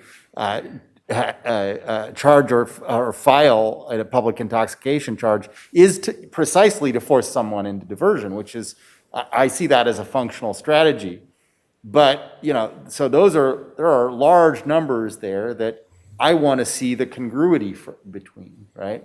I want to be able to assess those numbers, and it's, as Supervisor Hart indicated, difficult to do that when we get the numbers at the hearing verbally. And those are aggregate numbers, things that we can't break down. So I have confidence that these justice partners and their staffs have the expertise to get this job done. But and the 60-day report back is appropriate. But I think we really must do better, and we have to do better. The stakes are very high for the future of this institution and the future of having enough money to adequately arrest the issues that produce crime, to address the mental health issues that produce a percentage of this malaise that we live in, to even be able to have enough money for traditional policing, let alone community policing. It takes us to find a dividend somewhere, and I don't see any other place to do it other than the jail. And it's not all on the sheriff, some of it has to be what's coming in. Thank you, Supervisor Williams. Supervisor Hartman. Well, I think Supervisor Lavanino expressed what I feel, just tremendous admiration for our staff. I was wowed by their passion, by their knowledge, by their eagerness to educate the board. And it seems to me like we have many pieces in place. And I don't yet see how they all fit together, but I learned a lot. We're doing more than I fully appreciated. And we have a moment with COVID. And various other forces that have converged to this moment. So I think the 60 days and bringing in Judge Ellsworth and our CEO's leadership in seizing this moment is what I want to support as a board member. And I really think we have an opportunity to change the trajectory. So it's not just, this business as usual, that we do really turn this around. Thank you, Supervisor Hartman. Looking at this, it's glaring that we are missing the courts here in this discussion, and I'm hopeful that they'll hear this discussion and they'll feel that pressure to be a part of this. I don't know why they're not necessarily part of this, and this conversation today, maybe I don't want to go there, but I think if they're listening, they should be able to hear this loud and clear, that this is a board, these are criminal justice partners, all committed to doing this right. I think it's important for our community. It's important for the victims. It's important for those who are in our criminal justice system. It's important for our attorneys. It's for our frontline sheriffs and probation officers that that we're thoughtful about this. I am concerned that after 60 days, we're going to still be unsatisfied because I see in all these expansion requests, the request for data and IT.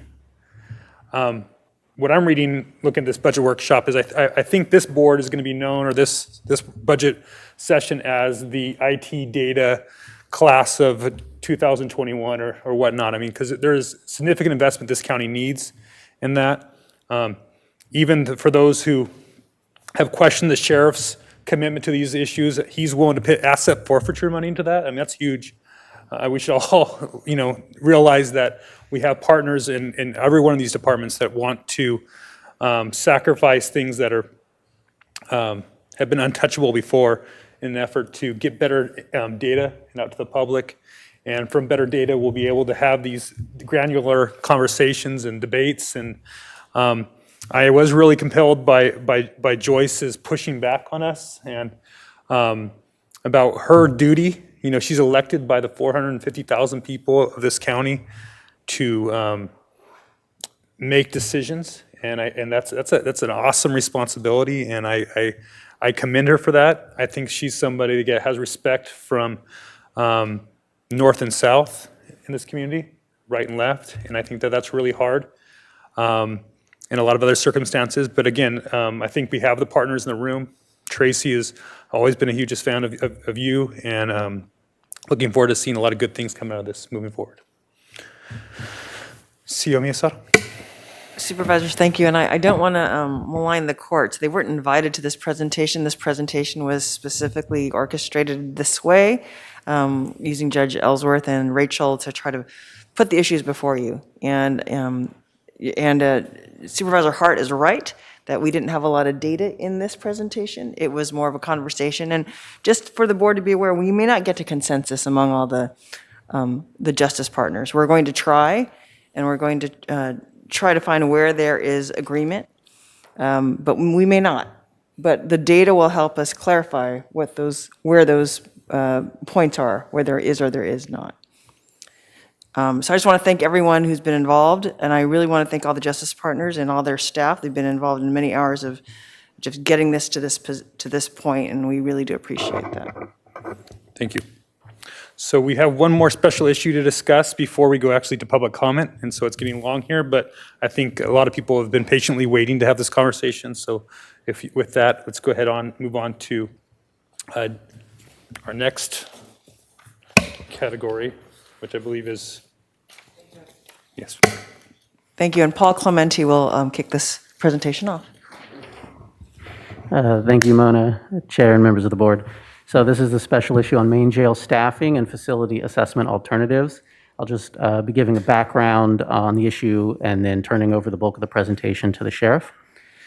So as way of background, 2 staffing studies of the custody system have been conducted to date, but both of those were performed prior to the recent drop in ADP. That was the CGL report in 2015 and the Justice Planners report in 2019. When the board approved the Northern Branch Jail to move forward in 2015, the project assumed a closure of 161 rated beds at the main jail once the Northern Branch Jail opened. These numbers were also conveyed to the BSCC as part of the grant application. The sheriff's table on slide 9 continues to generally reflect the bed capacity changes discussed in 2015. And the previous staffing studies also incorporated shift relief into their staffing recommendations.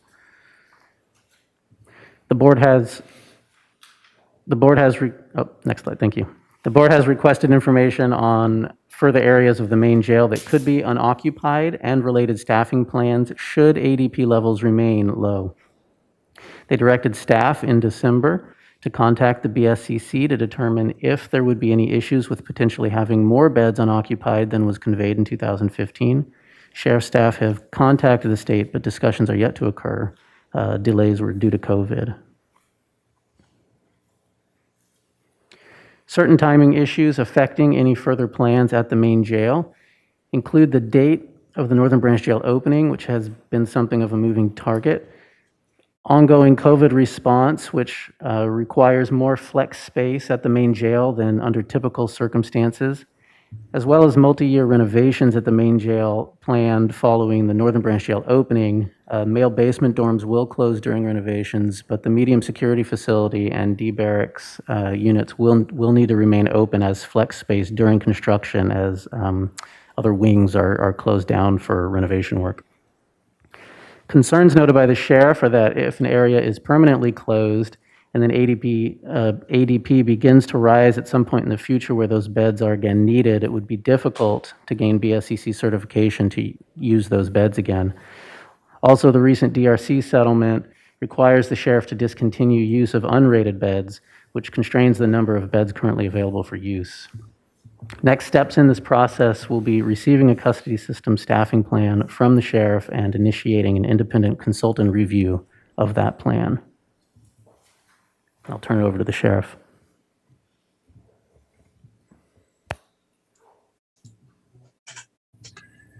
Thank you, Paul, and thank you again, members of the board, for inviting us back to address this special issue with respect to the jail. I want to just start by saying that the title of this presentation changed quite recently and put the word staffing in the front of it, and the bulk of the work and the bulk of the presentation today has been done more on average daily population and jail capacity. We will be taking a look at staffing, the potential for reducing staffing based on reductions in ADP, if there are reductions in ADP as the pandemic subsides. But I just wanted to preface it that the bulk of what we've prepared for today really addresses jail capacity and jail average daily population. Our view is that the jail average daily population is presently artificially low. It obviously is low because of the pandemic. And this is going to cause some challenges, as you'll hear in a moment, in terms of using the trend and the trend lines in the future from where we are presently. But if you can take a look at this slide, which I'm going to turn over in a moment to Chief Wazlewski to talk about our trends, but we have been trending downward in our jail population for some time now. And we have shown that the population is reduced, has been reduced significantly. But once the pandemic subsides and once the Northern Branch Jail opens, we will then get a better feel for what the realistic average daily populations in the jail system are going to be. And it may take up to a year or so for that to happen. And it will depend in large part on what happens with crime and arrest rates in our communities, as well as what types of diversion alternatives and enhancements may come out of some of the partnership that we've talked about today, and some of the efforts that we're going to be making as a collective criminal justice system to take a look at alternatives to traditional jail for the right type of offender. But I'm going to turn it over now to Chief Wazlewski, who's going to walk you through kind of a historical context of where we are and how we got there. And then I'll come back at the end to wrap things up. So Chief Vinny Wazlewski. Thank you, Sheriff. Good afternoon, Chair Nelson and supervisors. We are currently experiencing historically low jail population numbers, and there are many questions concerning what should be done moving forward. There's been speculation made that substantial savings and significant budget cuts will be possible because of the reduced numbers. I want to provide you with a brief look at the statistics and with a short explanation of how the Sheriff's Office is planning for a post-COVID-19 future in our jail facilities. This first data set we're looking at is the average daily population for the past 5 years. You can see the average daily population in our jail facilities has been steadily trending down from a high of a little more than 1,000 in 2016 to the low 900s in 2019. The collective response by the Sheriff's Office and our criminal justice partners to COVID-19 has reduced our population dramatically to an average daily population of 728 for the year 2020. In fact, the ADP for the first full year of the crisis from April 2020 through March 2021 was 611, over 100 less than the 2020 average. This has skewed the trend line and artificially deflated any predictive values we might use to project future ADP. Next slide, please. The next metric that affects population is the total number of admissions over the same time period. And not surprisingly, the number of defendants being admitted to the jail has also been trending down. There were 1,650 admissions in 2015 as compared to 13,081 in 2019. And again, in response to COVID-19, that number dropped further to 8,732 in 2020. And just like the ADP, the admissions for the first year of the pandemic was even lower than the 2020 average at 7,777, which again negates any predictive value for future trending in these numbers. As you heard, there are many different initiatives that have contributed to these lower numbers, and the Sheriff's Office is committed to continuing all the measures we have control over. But the most impactful measure by far is the emergency bail schedule, enacted initially by the state courts and continued by our local courts. Those orders set pre-arraignment bail for most misdemeanor and nonviolent felonies to $0. This bail schedule will likely only remain in place during the COVID-19 emergency period. SB 10, as you may know, sought to eliminate bail in California. That bill was placed on the ballot by referendum and was voted down by the electorate. And while there are several new bills in both the State Assembly and Senate that are aimed at modifying the bail system, it is unclear if any of these will pass or be signed into law by the governor. We are keeping a close eye on these bills as they progress through the system. On March 25th of this year, the Supreme Court of California upheld a landmark decision in a case concerning pretrial detention and bail. In this case, referred to as Humphrey, it was determined by the court that requiring bail in an amount that a defendant does not have the financial means to pay is unconstitutional. It does not set bail at $0, but it does effectively eliminate the bail schedule. This will fundamentally change the way the court determines pretrial detention. Obviously, some defendants that have traditionally remained in custody will be released, but there will be others who were previously able to secure bail that will instead be held and held for a longer period of time. We will need much more detail from the courts to determine how this case will ultimately affect our jail population. Next slide. Ideally, a jail should only be filled to 85% of its rated capacity. This is to allow for the appropriate housing of inmates due to classification issues. Classification is a process that assesses each inmate using tools and data from their past and present to determine where, and more importantly, who they can be safely housed with. With the initial split being by gender, each inmate's health and mental health needs are assessed. Then they're rated on their potential for violence, possibility of becoming a victim, past in custody discipline and incident reports, as well as criminal sophistication and admitted gang affiliation. We can then assign them to live in areas with other similarly classified inmates, reducing altercations and protecting them from others that might want to harm them. In addition, with the recent settlement agreement in Murray versus County of Santa Barbara and the ongoing litigation dealing with overcrowding, inmates of Santa Barbara County versus Sheriff John Carpenter, we cannot house more inmates than our rated capacity.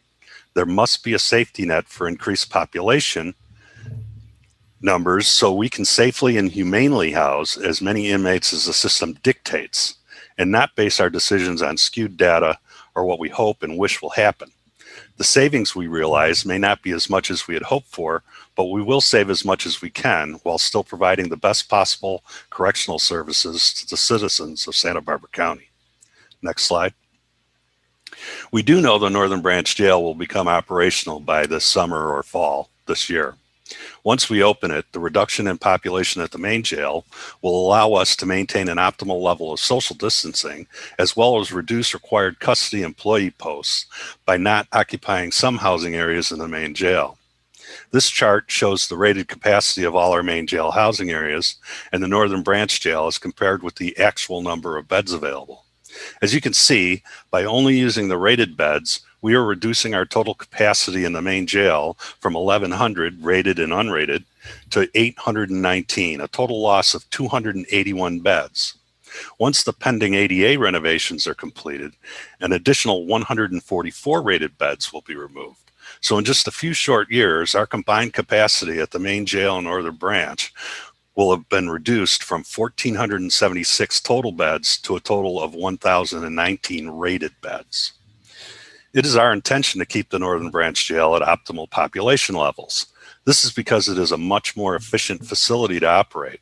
In addition, our demographic data tells us most of our population, roughly 60%, have addresses north of Gaviota. Going on that assumption and temporarily closing certain housing areas in the main jail as our population dictates, we will begin to see some cost avoidance in the form of savings and overtime. The need to plan for future jail capacity is paramount. There will be no penalty if we temporarily close rated bed housing areas and only open them as need and population increases. If, however, we permanently close down areas of the facility and significantly reduce our staffing, we will not be able to reopen them without bringing them into compliance with current BSCC standards and reverting to mandatory overtime to fill our schedules. We will continue to keep our ADP levels as low as possible, but there is danger in overestimating the lasting effect of the measures we have instituted to reduce our population during the COVID-19 pandemic. A more measured and cautious approach is to maintain our strategies of seeking to maximize alternatives to jail, enhance supervision of offenders in the community, and expanding jail programming designed to help rehabilitate inmates and prepare them for a successful return to the community, thereby reducing recidivism. And at that, I will let Sheriff Brown finish this up. Thank you, Chief Wazalewski, for walking us through that. I'm going to wrap up this presentation with a series of slides here that are under the heading of having the beds doesn't mean that they must be filled. And Judge Ellsworth, in her comments just recently this afternoon, said that actions speak louder than words. And I think that's certainly the case in what the Sheriff's Office has done over the years to work to address the efforts to reduce the jail population. And let me go over some of those actions with you. Actions that the Sheriff's Office has taken in the past and those that we intend to expand or to take in the future. First of all, our ongoing efforts. Number one, I've listed collaboration with other law enforcement agencies to limit bookings. As you're aware, and as mentioned by Chief Wazalewski, the Sheriff's Office doesn't have exclusive control over who comes into the jail. Our partner agencies, our allied law enforcement agencies in the community have a big say in how many people are arrested and how many people are brought into jail. And during the pandemic crisis, when we had a need to reduce our population dramatically to make sure that as this large congregate living facility, the largest in the county jurisdiction, it was important for us to reduce our numbers. And we did dramatically and rather drastically. And it wasn't enough to just reduce those numbers. The continuing inflow into the jail of arrested suspects had to be reduced as well to maintain the lower level of average daily population. That was only accomplished by the relationship that we have with our fellow law enforcement agencies and the ask that we made that they do everything they could do in their efforts to not affect arrests if there were alternatives possible. In most cases, those alternatives would require either the issuance of a citation rather than actual physical arrest, and also if there were a way of going by way of complaint or sending a report to the district attorney's office to request that the case be reviewed and criminal charges filed by the district attorney if appropriate.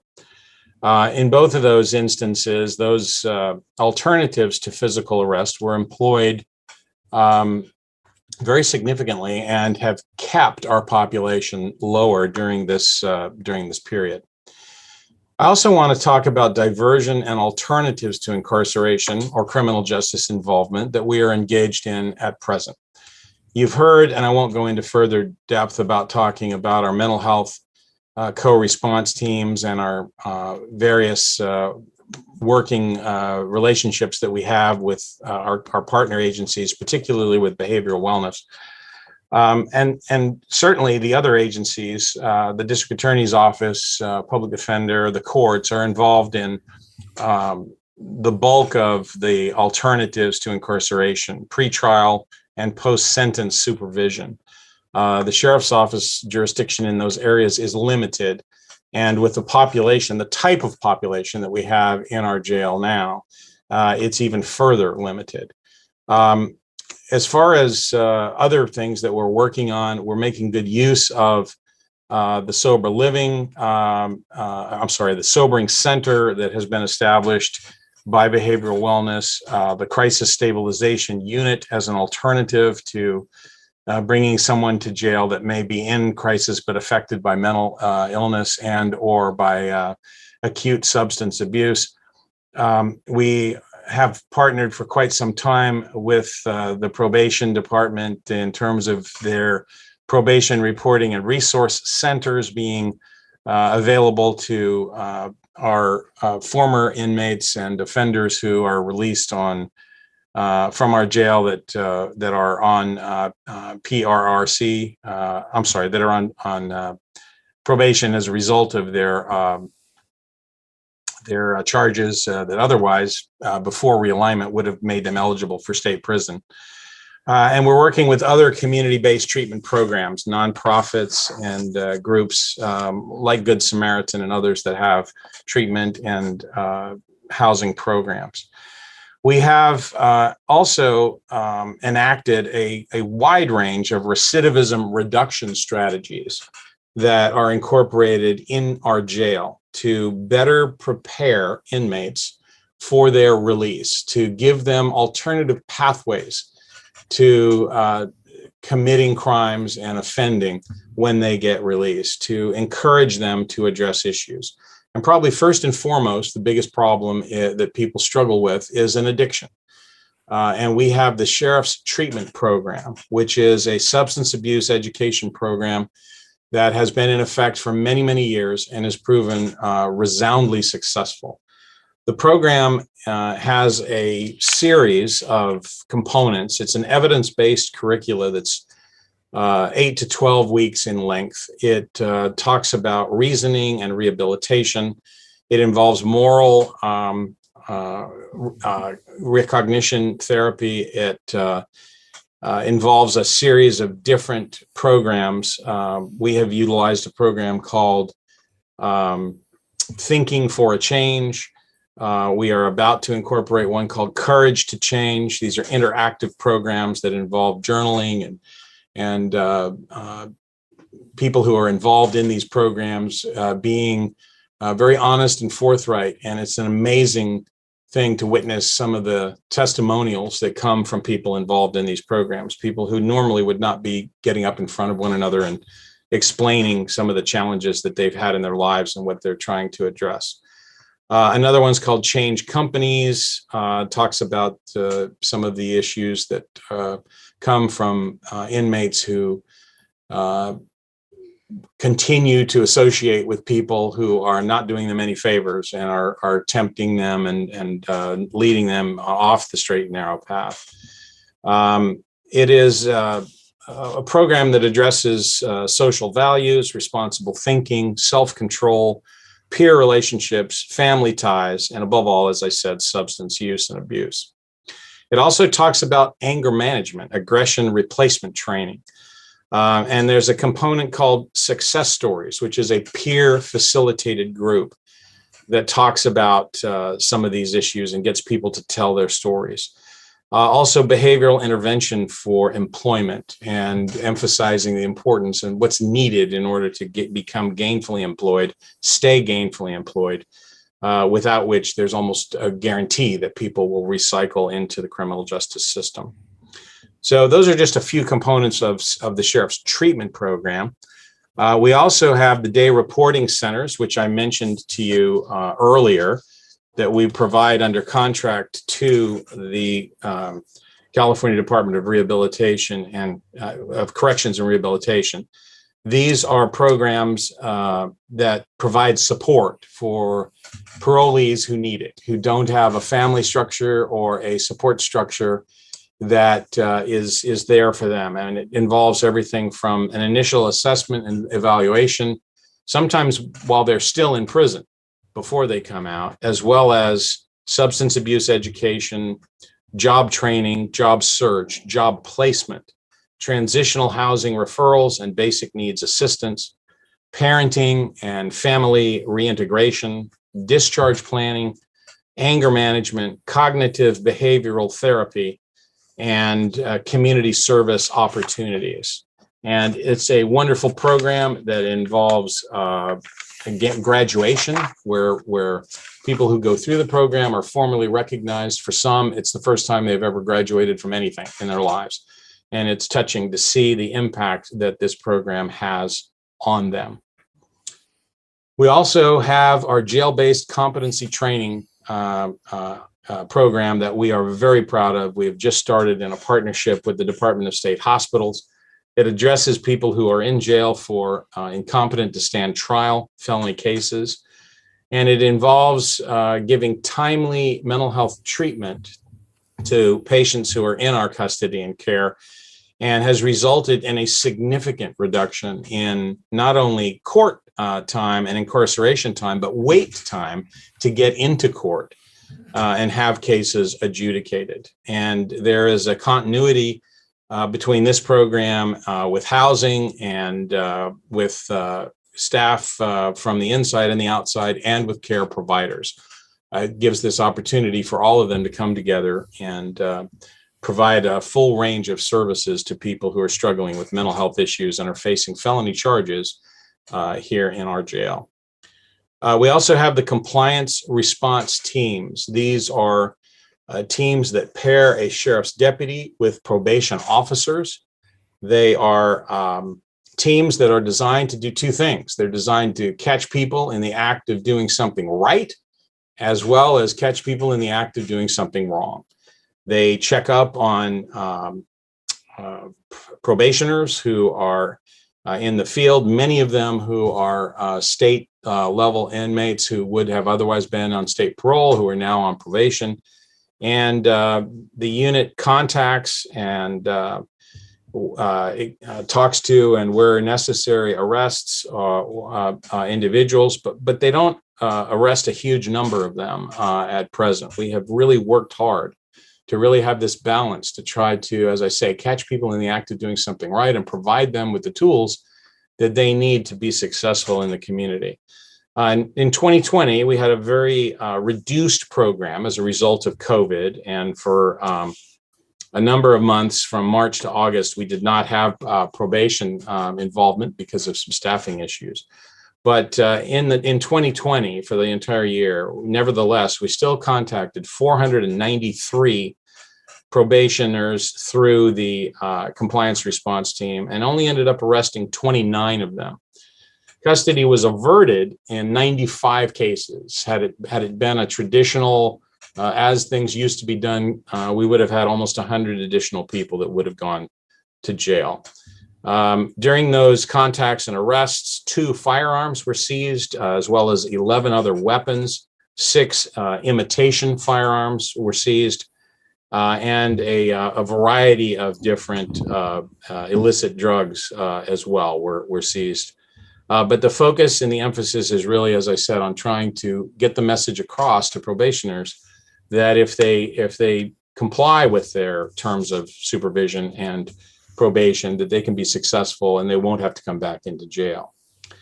We also have the Adovo tablet program. This is a program that involves a wireless Wi-Fi system that allows inmates access to a library of educational, vocational, and life skills programming.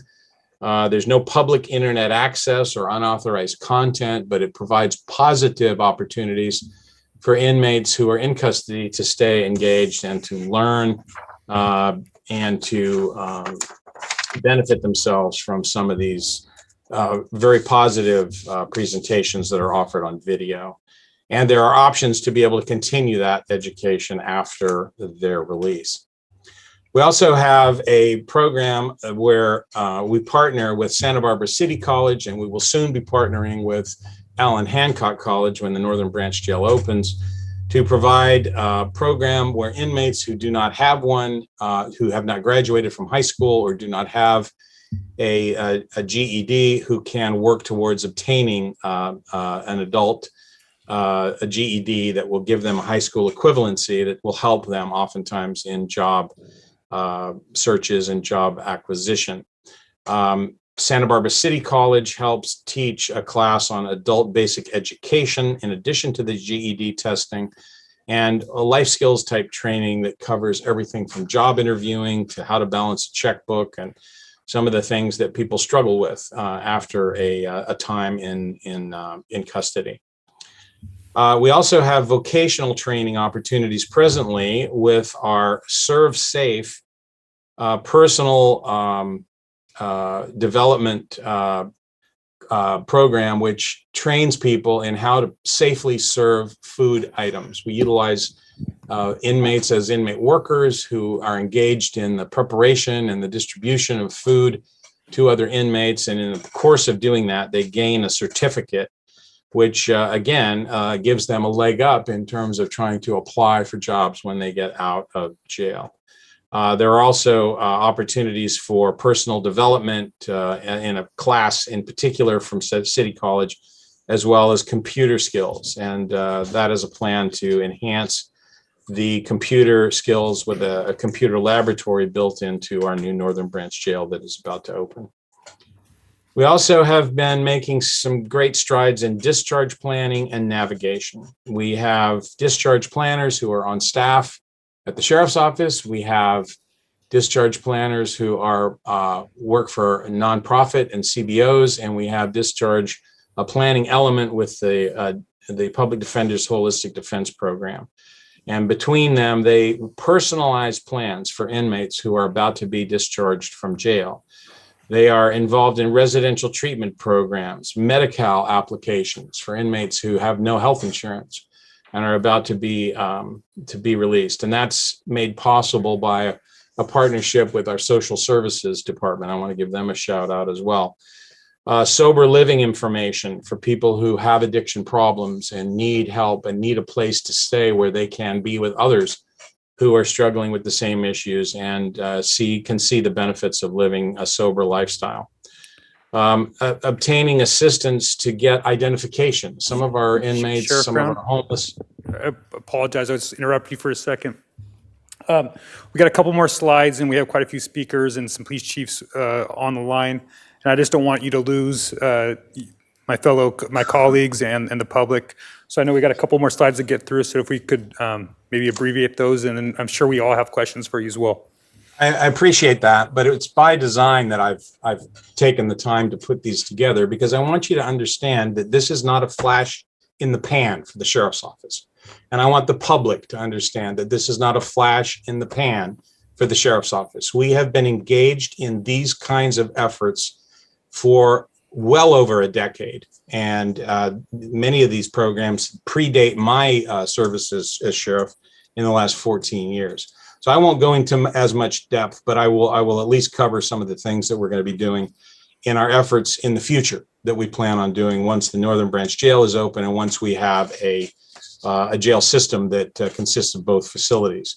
Again, I talked about expanding the educational programming with Allen Hancock College in the north, as well as continuing and reopening some of ours in the south. Expanding vocational partnerships with the building trades by giving seminars and introductory classes to inmates to see what opportunities there are for them to be engaged in a profession where they can make some serious money and can live a productive lifestyle and not have to resort to criminal activity.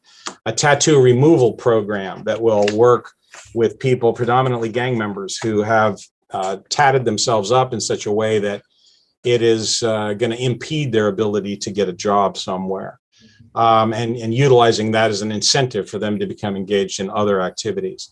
We're going to continue with the enhanced discharge planning and navigation. You know, we have the Criminal Justice Working Group that Judge Ellsworth is overseeing.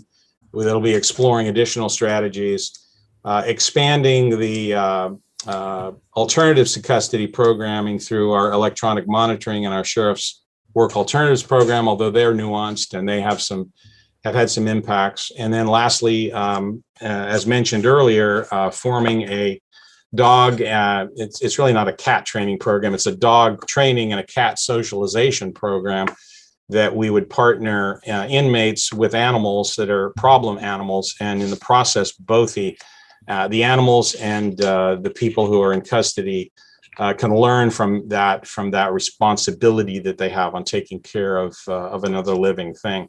It's been a very successful endeavor in many other correctional facilities. So let me just wrap up with just a brief statement, and then I'll turn it over to you, Chair. The reality is that, sorry, I'll find my notes here.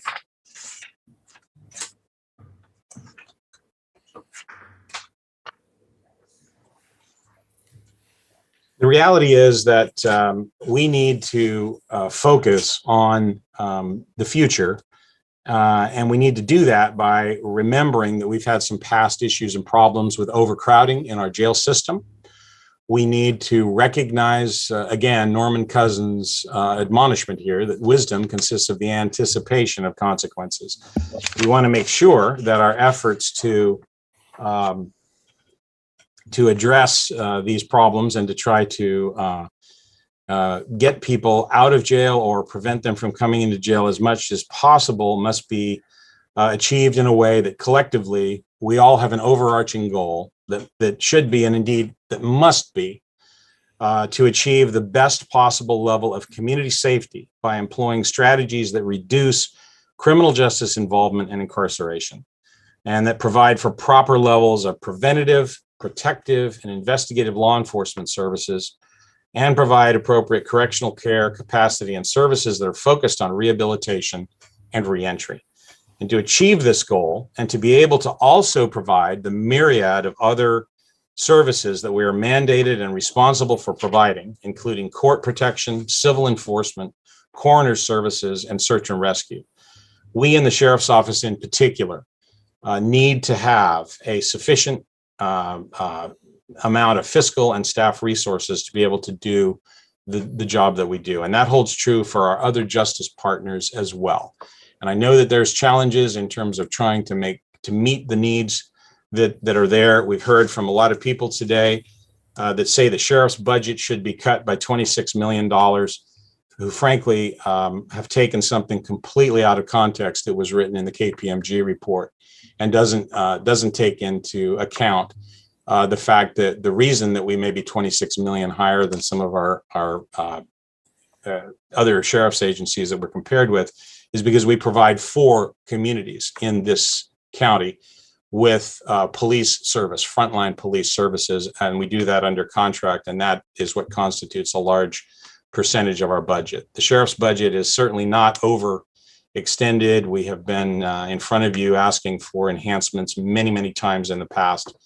I just want to close this by saying how proud I am of the men and women of this organization who constantly come together and do the job despite some of the challenges that they have to deal with. And with that, I'll turn it over to you, Chair Nelson. Thank you, Sheriff Brown. Supervisor Williams. Well, I appreciate your efforts and that of every man and woman in the department. One of the things that in those kind of reducing recidivism programs or anger management programs or other those things is you ask people if they want to change, they've got to create a plan to change. And I firmly believe that is just as true of institutions as it is of individuals. And I very much appreciate your efforts, your partnership, but I believe this board needs to see a plan. And it needs to see a plan, and it needs to see something that is more definitive and certain than, we hope that ADP stays low. And look, I understand why, Chief Oslowski and yourself may want to keep all your options open. I just have to tell you, I can't support the level of expenditure that it takes to keep all of our options open. And I will not. I believe that to support the budget for the sheriff, I need to see that. I need to see that plan, and I hope that we only get to do this once a year. We only have participation and accountability with you once a year, so I don't believe that I am ready again to vote yes on a budget based on what might happen in the future. I have to do it based on a plan. And you have been generous with your time with myself and Supervisor Hart, and you provided us with information. One of the reasons why I know you can make a plan is because you already started making a plan. Back in 2015, you made a plan to close wings of the jail and mapped out the cost savings. That is, to me, still possible. And whether it is permanent closure of wings of the jail, or even, I would accept even a plan for a rolling 10-month per wing closure of wings of the jail, though I don't prefer that because it doesn't create the capital savings that avoidance of some of the expenditures mandated by the disability rights case would have. But, we've spoken about this more than once. I don't believe that fiscally we can maintain the level of expenditures needed for proper policing without finding that money somewhere. And I don't believe that money can come from any other place other than the incarceration end.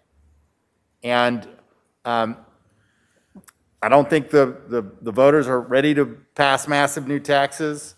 I don't believe that we're going to come up with massive new revenue sources as much as we try. So we have to change something fundamentally. And it's not just to have the funds for community-based policing and proper staffing on the patrol end. It's also to create the mental health treatment. It's also to fully explore the wraparound services that diversion needs. It's to fully explore our potential to make sure these human lives are not wasted in mental illness, addiction, and incarceration. And the victims that then creates when those people hurt someone else. We can stop, or we can at least reduce this cycle, but it does require us to make a change. And so I ask you, before we approve any budget this June, to have a plan for one of those two paths. Supervisor Williams, through the chair, we have had many discussions, and I have had discussions with you and with Supervisor Hart and talked about this. And one of the things I brought up with you was the presentation that was made in 2015 that predated both of you being on the board, and that was done after we had been authorized to apply for both the Northern Branch Jail and the Star Complex. And we did indeed have a plan there that showed how we would permanently reduce certain parts of the jail, depending on the average daily population, if it was a sustained population. But it was a plan that was done in an environment where we were anticipating and believing that we were going to have 228 additional rated beds through the Star Complex. And it was done at a time that was before we had a settlement with the Disability Rights California that precludes us from using unrated beds for housing anyone. And it was before we had a jail remodel plan for the main jail, because primarily because the main jail infrastructure had been, the maintenance had been deferred for so long that it has to be redone. It was before that, but we'll be looking at a remodel in the current plan, at least, in which we would lose an additional 144 rated beds. And again, I would remind you of what was said by Chief Wazlewski, that jails should not operate at capacity. They should operate at 85% of capacity at most, because of classification issues, because of safety concerns for the inmates and for the staff who work in the jails. And so if we reduce our capacity too much, we are putting our staff in danger, we're putting inmates in danger, and we're ultimately putting the public in danger if we do not have sufficient space to incarcerate people who, by every standard measure, should be incarcerated because of the seriousness of what they do. Every Monday, we have a snapshot of how many people are in our jail. And this past Monday was a snapshot that showed that we had, excuse me.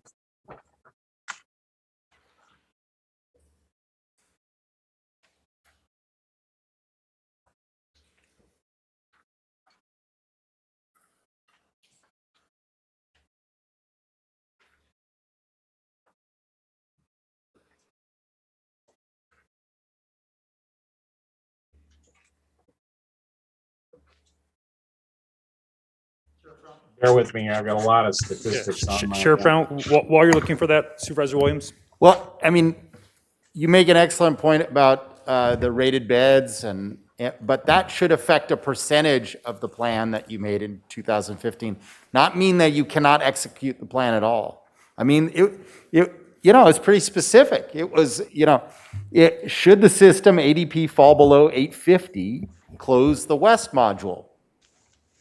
Should the ADP fall below 800, close the south module. Should the ADP fall below 659, close the east module.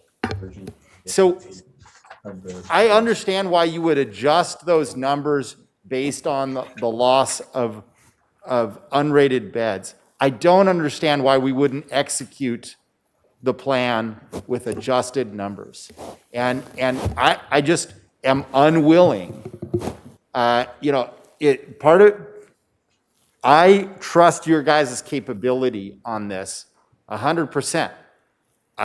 The will, I feel like you need to show some more can-do attitude, because for 4 years I've been hearing why we couldn't reduce jail population, and then you executed all the things that you told me you couldn't do last year. Every single one of them. You guys did it. It wasn't just you, it was courts, but you got it done. Snapshot. And what I'm asking is, or just saying that I'm unwilling to vote for more increases for the sheriff's budget, which is what is being presented today, without a plan going back to these closures of wings. Sheriff Brown, were you able to find those numbers? They're just grabbing. I don't know what's happened to my sheet. Unfortunately, this has been apparently eaten on my desk. But we're getting a new printout, which I'll have just momentarily for you. But let me just address that, Supervisor Williams. I'm not saying that we cannot put a plan together. We are going to put a plan together that will show you what we can do, as you and I have discussed, in terms of a rolling opportunity to reduce staffing. It's what I'm telling you is it's going to be a lot harder for us to do it in this environment, because the plan that was put together before, that was then, and this is now. It's a completely different environment than what we had when we put the plan together beforehand. And we have two elements that are part of the problem. We reduced the population, but we're seeing an increase in crime that may be directly affected by it. We're seeing rates of recidivism by people who have been released that are concerning. We're seeing numbers of people who are in our jail that are boiled down to, let me give you an example here, and we've got the sheet here, and I apologize for not having it beforehand. We had 635 people in jail as of the 9th of this month. 635 included 592 who were in for felony charges, either pre or post sentencing. Only 41 misdemeanors in the entire jail. 2 people that were as yet unclassified. The breakdown of people included 45 people who are in our jail at this moment facing murder charges.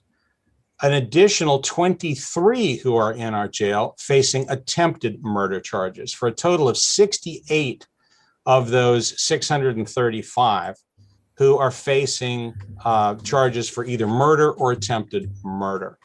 We do not have a population in our jail that shouldn't be in our jail for the largest and most majority on the part of who's here. We have people who are boiled down, and I recognize that we are going to see some increases, and I think you will probably you'll probably hear that from others besides me, and that there are going to be challenges in this environment.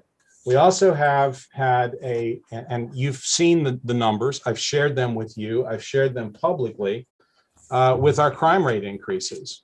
We have seen some concerning and significant increases in the amount of crime that has occurred since the pandemic and since our population in the jail has dwindled.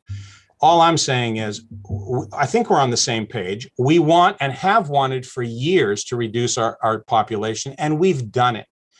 And we want to continue to do it, but it's an artificially low number right now. And it is going to go back up when the pandemic lifts, and it will be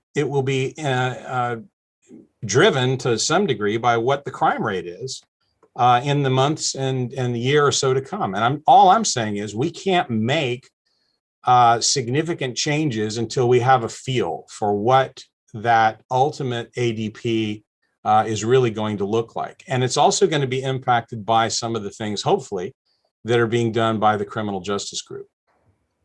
And lastly, I guess I would just add is that I think it would be a big mistake,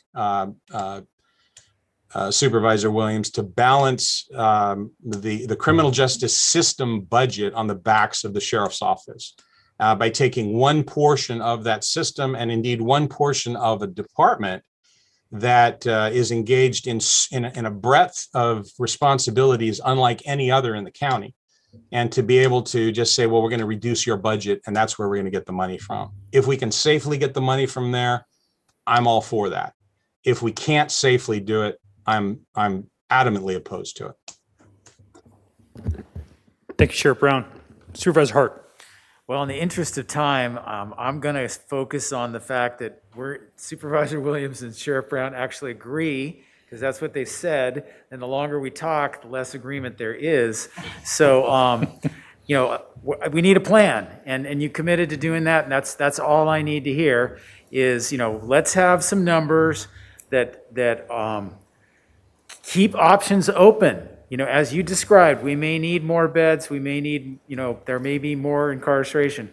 There also could be less. And we're talking about diversion, and we're talking about other things. So both possibilities exist. And we're looking for a plan that would say, what is the staffing required for 500 inmates, 600 inmates, 700 inmates, 800 inmates? What would that mean for facilities, and what are the choices and ranges and potential savings that come from those different increments? And obviously, you don't control those numbers, but you control the ability to make a plan and share that with us and share that with the public and have everybody transparently understand what the trade-offs are at these different decision points and the outcomes that come from that. And that's all we're asking for. And I'm telling you, Supervisor Hart and Supervisor Williams, we will deliver a plan to you that will show that. It's just going to not look quite like what we prepared in 2015. I'm just forewarning you about that. Okay, thank you, Supervisor Hart and Sheriff Brown. Supervisor Lavanino. Thank you, Mr. Chair. I'll keep mine real quick. Sheriff Brown, that was enlightening that 10% of the people in our jail are there for attempted murder or murder. It would be great, I think, for us, because I think, the narrative I hear a lot of times still is that, there's a lot of people in there for marijuana possession or drunk in public. So it would be cool, in the interest of, public knowledge and transparency, to have, who's in for what. I mean, I don't need to know who it is, but, just break it down. So I don't know what that other 90% are in there for. So that's helpful next time you come back. All right, thank you, Supervisor Lavanino. A couple questions for me. What are your anticipations with the center or the North Branch Jail opening? My understanding is there's a lot of our North County law enforcement partners that maybe choose not to book criminals because of they're having to weigh the cost. Is it worth it to take, an officer or two offline for 4, 5, 6 hours? Again, this is our largest population is in the North County, and a lot of people that, probably should be going to jail aren't because of what the sacrifices it means to the rest of the law enforcement network, if you will, in the North County. Are you, I guess I think the answer is yes. We're going to see a lot more criminals booked in the jail coming from the North County once that's open, and then we're also going to be coming out of the pandemic. So I do anticipate seeing some significant changes. And would you just mind speaking to that for a moment?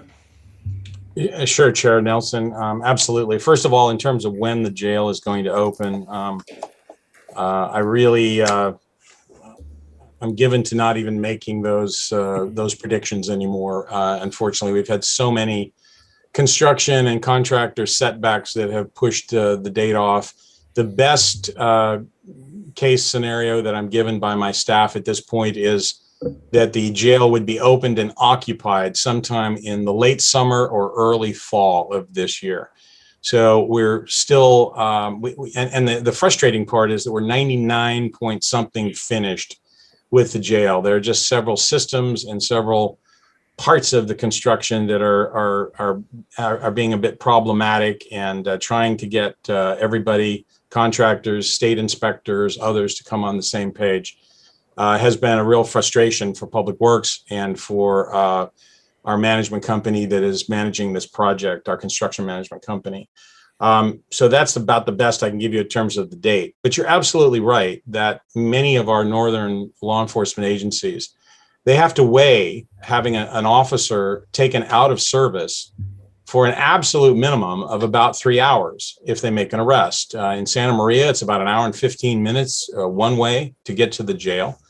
And then in addition to that, there's a 20 to 30 minute process under the best of conditions that is taken up during the booking process and the transfer of that inmate to the jail.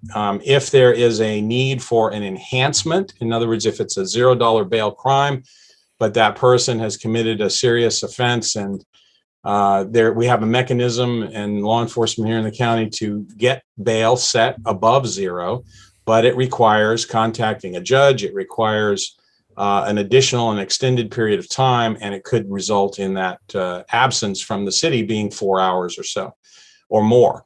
And that is difficult for an agency even like Santa Maria that has a number of officers on duty at any given time, but it's really almost impossible for an agency like Guadalupe that might have 1 or 2 officers on duty at any given time. So absolutely, I believe that those decisions are being made to avoid arrests in cases where it probably would be more appropriate to arrest somebody, but because of the fact that it would tie up the limited resources that are available, it's not happening now. When the jail opens and when it becomes convenient, and when the times are much less, I suspect that we will see a higher number of bookings from those North County agencies. Thank you, Sheriff Brown. And so, what I was hearing, and I just want to reiterate, is that despite the lower jail numbers, we are seeing crime going higher. We're having the recidivism rate higher. And so, what I'm hearing from our elected sheriff and our elected DA, that the people that are in the jail right now are people that need to be in the jail to protect the public. And that's, just want to make that point. I believe at this time we have 3 of our local police chiefs that are would like to make some comments. And then we have, I believe, another 6 or 7 public commenters. Yes, Chair Nelson and members of the board, thank you. We have 3 police chiefs to be followed by 5 requests to speak from the public.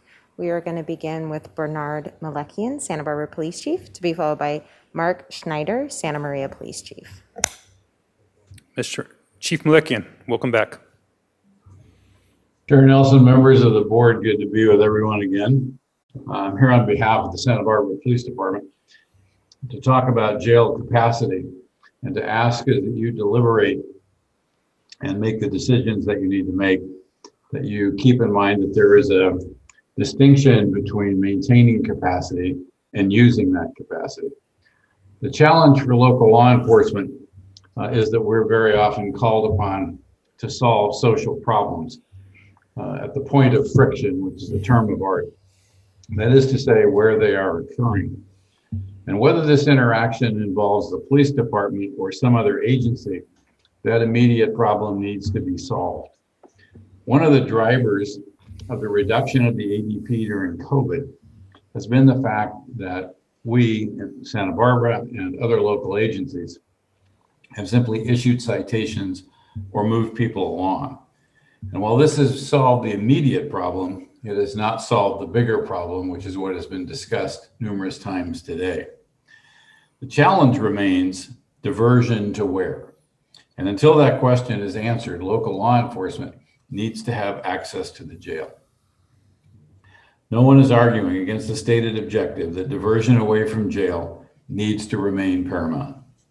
Having said that, we have no way to know what the next 5 to 10 years will bring in terms of social changes and demand. And the scope of this challenge, has been mentioned a couple of times, is exacerbated by the agreement to avoid using unrated beds, as this accelerates the demand to ensure that there is sufficient capacity to handle a surge of any kind, regardless of the source of that surge. The issue of capacity and the use of that capacity are 2 separate issues. And the jail should retain capacity, which is not to say, it is not the same as saying that capacity must be filled. The Santa Barbara Police Department, and indeed all the local agencies in the county, are committed to joining with all the county public safety agencies to do everything that we can to keep people away from jail and to find those alternatives. However, we would ask your assistance in ensuring that the jail maintains the capacity to assist all of our agencies when required. Thank you for your time. Thank you, Chief Malekian. We will now go to Mark Schneider, Santa Maria Police Chief, to be followed by Kevin Martin, Lompoc Police Chief.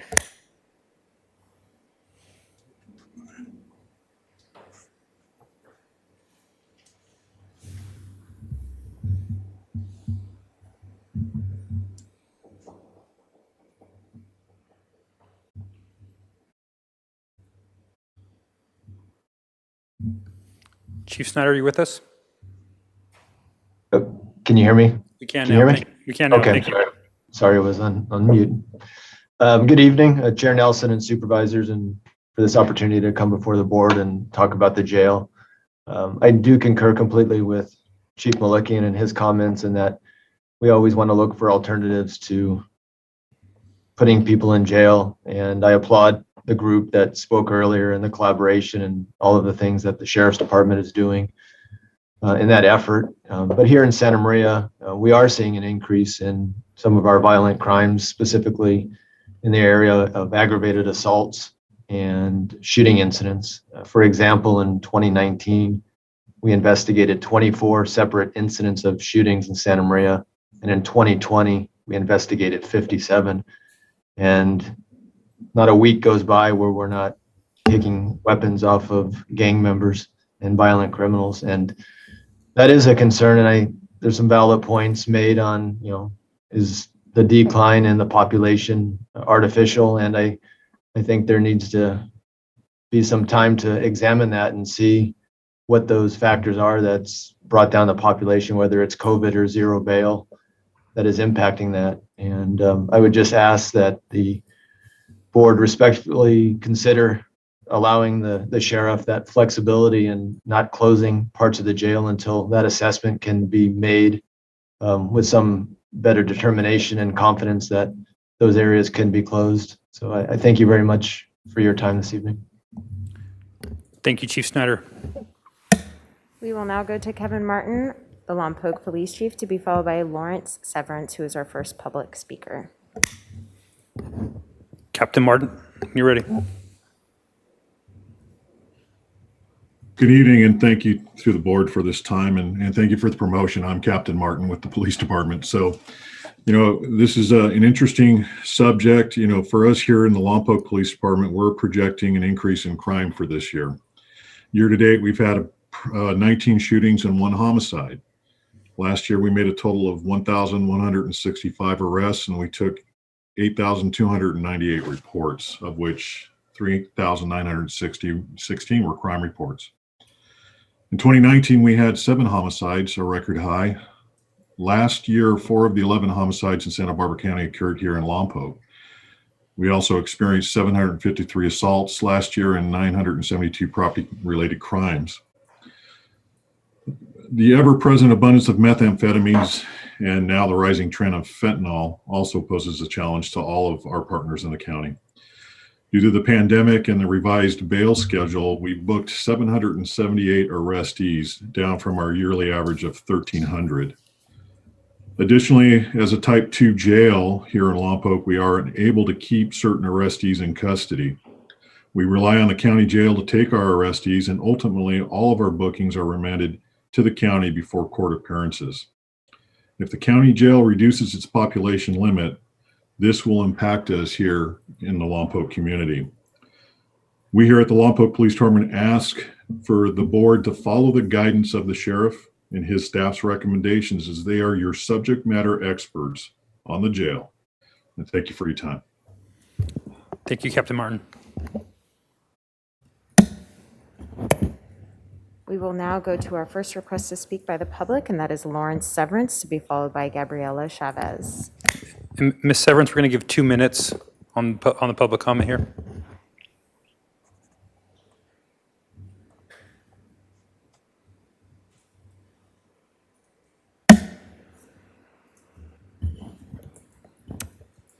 Is Lawrence Severance with us? And if so, can you please unmute your device?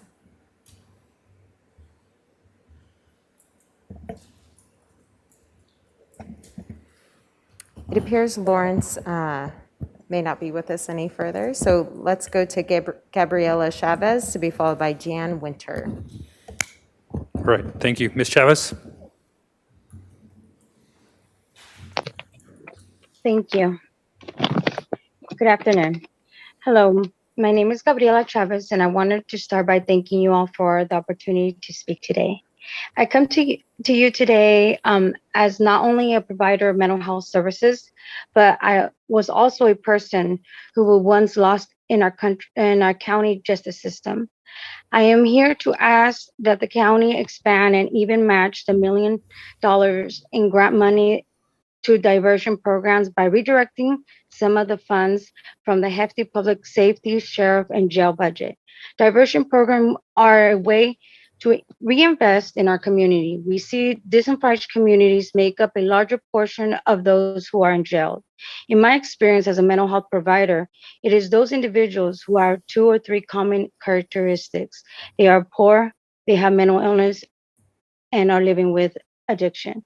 As someone who was also affected by poverty and mental health issues, those characteristics played a big part in my inability to get out of the penal system. My current success is directly because I was lucky enough to eventually participate in a diversion programs, which stopped a 15-year revolving door of being in and out of the court, jail, and prison system.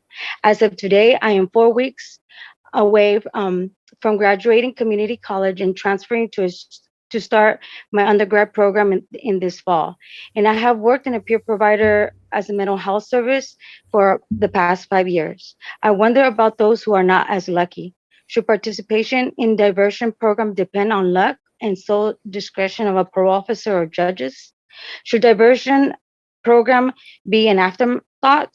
Or should diversion programs be the way we handle the majority of low-level offenders who can be reintegrated back into our community? My answer is yes. I can probably say I know if we invest in our diversion program, it will benefit and help build a stronger and more just community. We will have more success stories like mine. Thank you for your time. Thank you, Ms. Chavez, and congratulations. We will now go to Jan Winter to be followed by Lynn Gibbs. I'm Jan Winter. I'm a member of NAMI and also the Behavioral Wellness Commission, but I'm here to speak with my own views, and those views are informed by many families like mine who've been impacted by very ill family members who come up against the public in law enforcement. I celebrate this powerful new community partnership, which you've seen the evidence of today. Community entities throughout law enforcement and probation and public defender and district attorney, and including certainly and enhanced by the sheriff's Stepping Up program. I'm here to celebrate that partnership and invite you to join it with your support. But I have a problem, which our families are reporting, with two programs that are absolutely essential to the success of jail diversion. One is the AOT program, Laura's Law. That's now a vestige of its former self, once so promising, and now down to one, possibly two staff members and no supervision for over a year. The ACT program, which is supposed to provide support and treatment to those people who are being diverted from jail, is a vestige of what it should be. It's weak and it needs to be strengthened. Thank you, Ms. Winters. Supervisors need to take note of that. And I ask you one more time, please join us in this public effort, but be aware we've got some weaknesses in this effort. Thank you, Ms. Winters. We will now go to Lynn Gibbs to be followed by Jennifer McMurrin, who is our final speaker.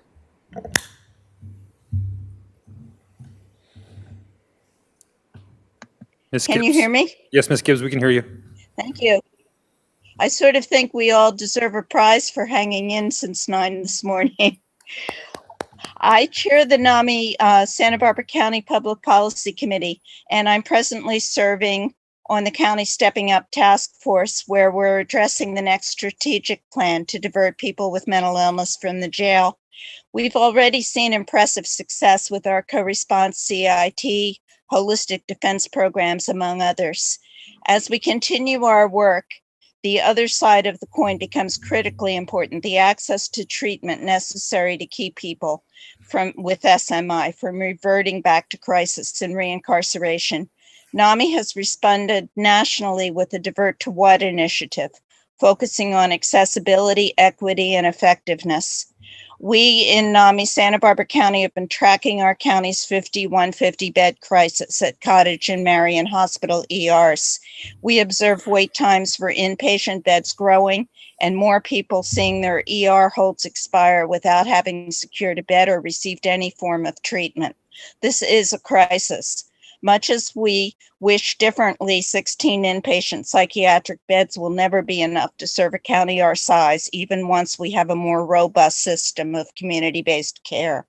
Nationally and in Sacramento, there's a growing awareness that our siloed healthcare system has been ineffective in meeting our behavioral health care needs. No county behavioral health department can do it on its own.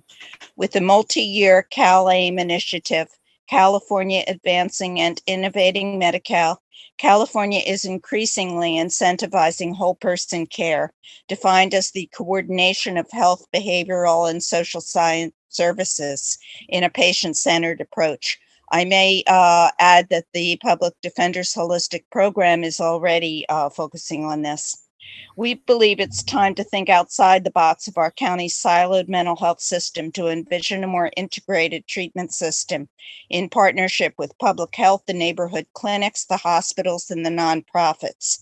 I'm puzzled as to why we haven't more vigorously pursued partnership with the hospitals to address our 5150 bed crisis.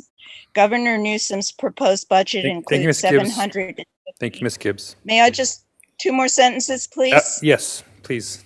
$750 million in competitive funding for mental health infrastructure.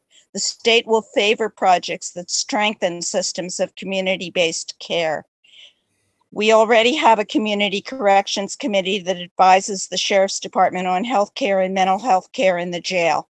In partnership with WellPath, the jail's health care provider, we've seen significant improvements in mental health care in the jail. Now our even larger challenge is to provide the care needed on the outside to keep people from offending and reoffending. We think it's time that the county appoint a countywide stakeholder advisory group on access to care outside the jail. Thank you, Ms. Gibbs. Yes. And now we will go to our final speaker, Jennifer McMeeran. Thank you for hanging in here, Ms. McMurran. Thank you for being there to hear what I have to say this evening. Good evening, everybody. My name is Jennifer McMurran. As a recovering addict and formerly incarcerated individual that lives with a serious mental illness, I have experienced firsthand the trauma that is being incarcerated in an overpopulated facility that is not providing adequate mental health treatment to inmates.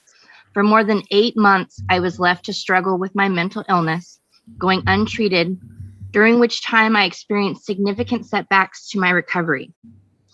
It is imperative that funds be allocated towards community-based peer support programs, outpatient treatment, and supervised housing programs, as well as other diversion programs. We need to build an infrastructure to programs that will keep those with substance use issues and mental illness out of the penal system. I am now a drug and alcohol counselor, as well as a crisis counselor. And through my interaction with numerous criminal offenders, it is obvious that diversion programs are vital to the success and rehabilitation of criminal offenders living with substance use disorders and/or mental illness.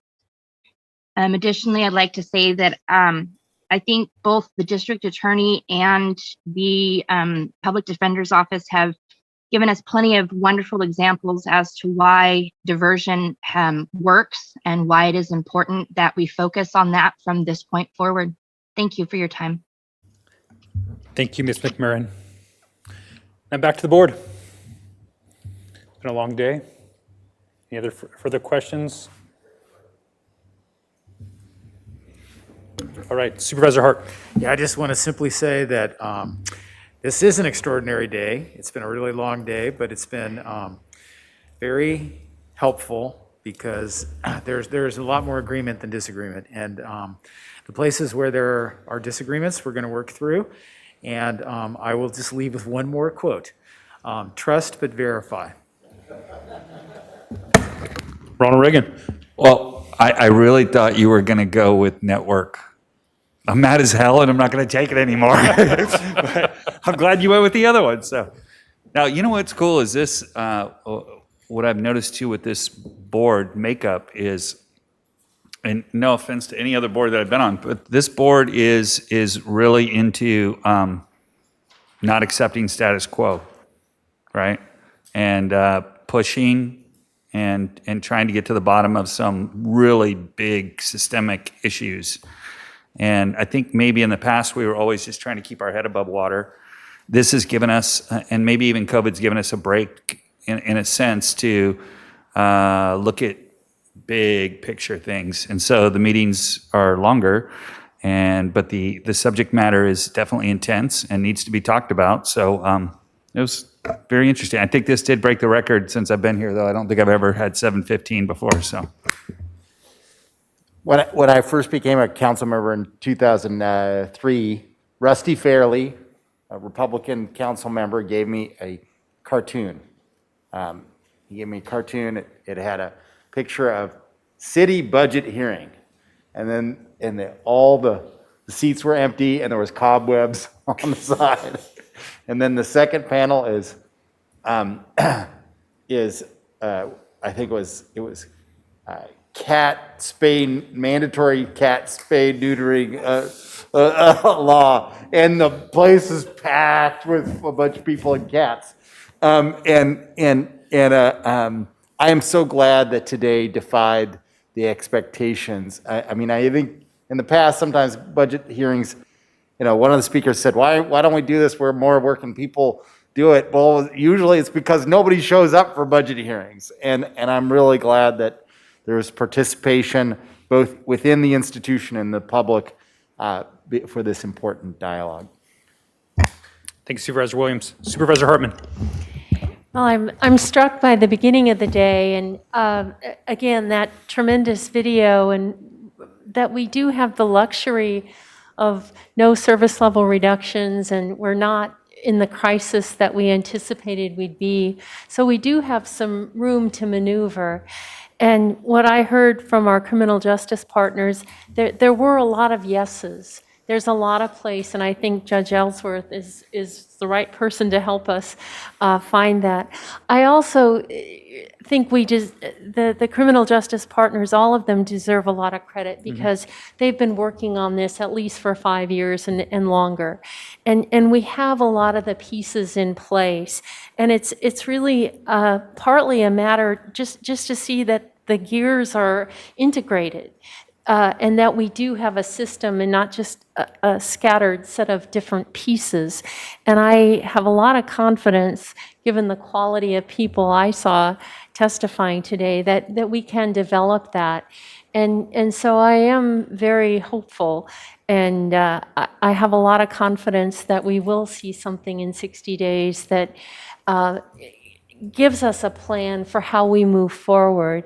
And I think with many things, and one reason why I so like the video is because it did show all that we've done. And I think we haven't done that as well in the criminal justice partners. I haven't understood. We've had mapping exercises, and I still don't have a good picture in my mind. So I hope that'll be partly what we get back. But again, I think the gears aren't meshed very well yet, and there's a lot more we can do. Thank you, Supervisor Hartman. And I think the bottom line for today is Supervisor Lavanino had put it, this is a big thing, and this board does want to tackle these big things. We're trying to tackle homelessness. We're coming out of a pandemic. We're going to have economic development. I mean, we're swinging for the fences almost on a weekly basis with this board, and I'm proud to be a partner with all of you. I'm proud of our criminal justice partners. I think we have A players in the room that have been making efforts for years and years, people that are accountable to the voters that are part of this. But this board, I think, we're the 800-pound gorilla. I mean, we're the ones that have the purse strings.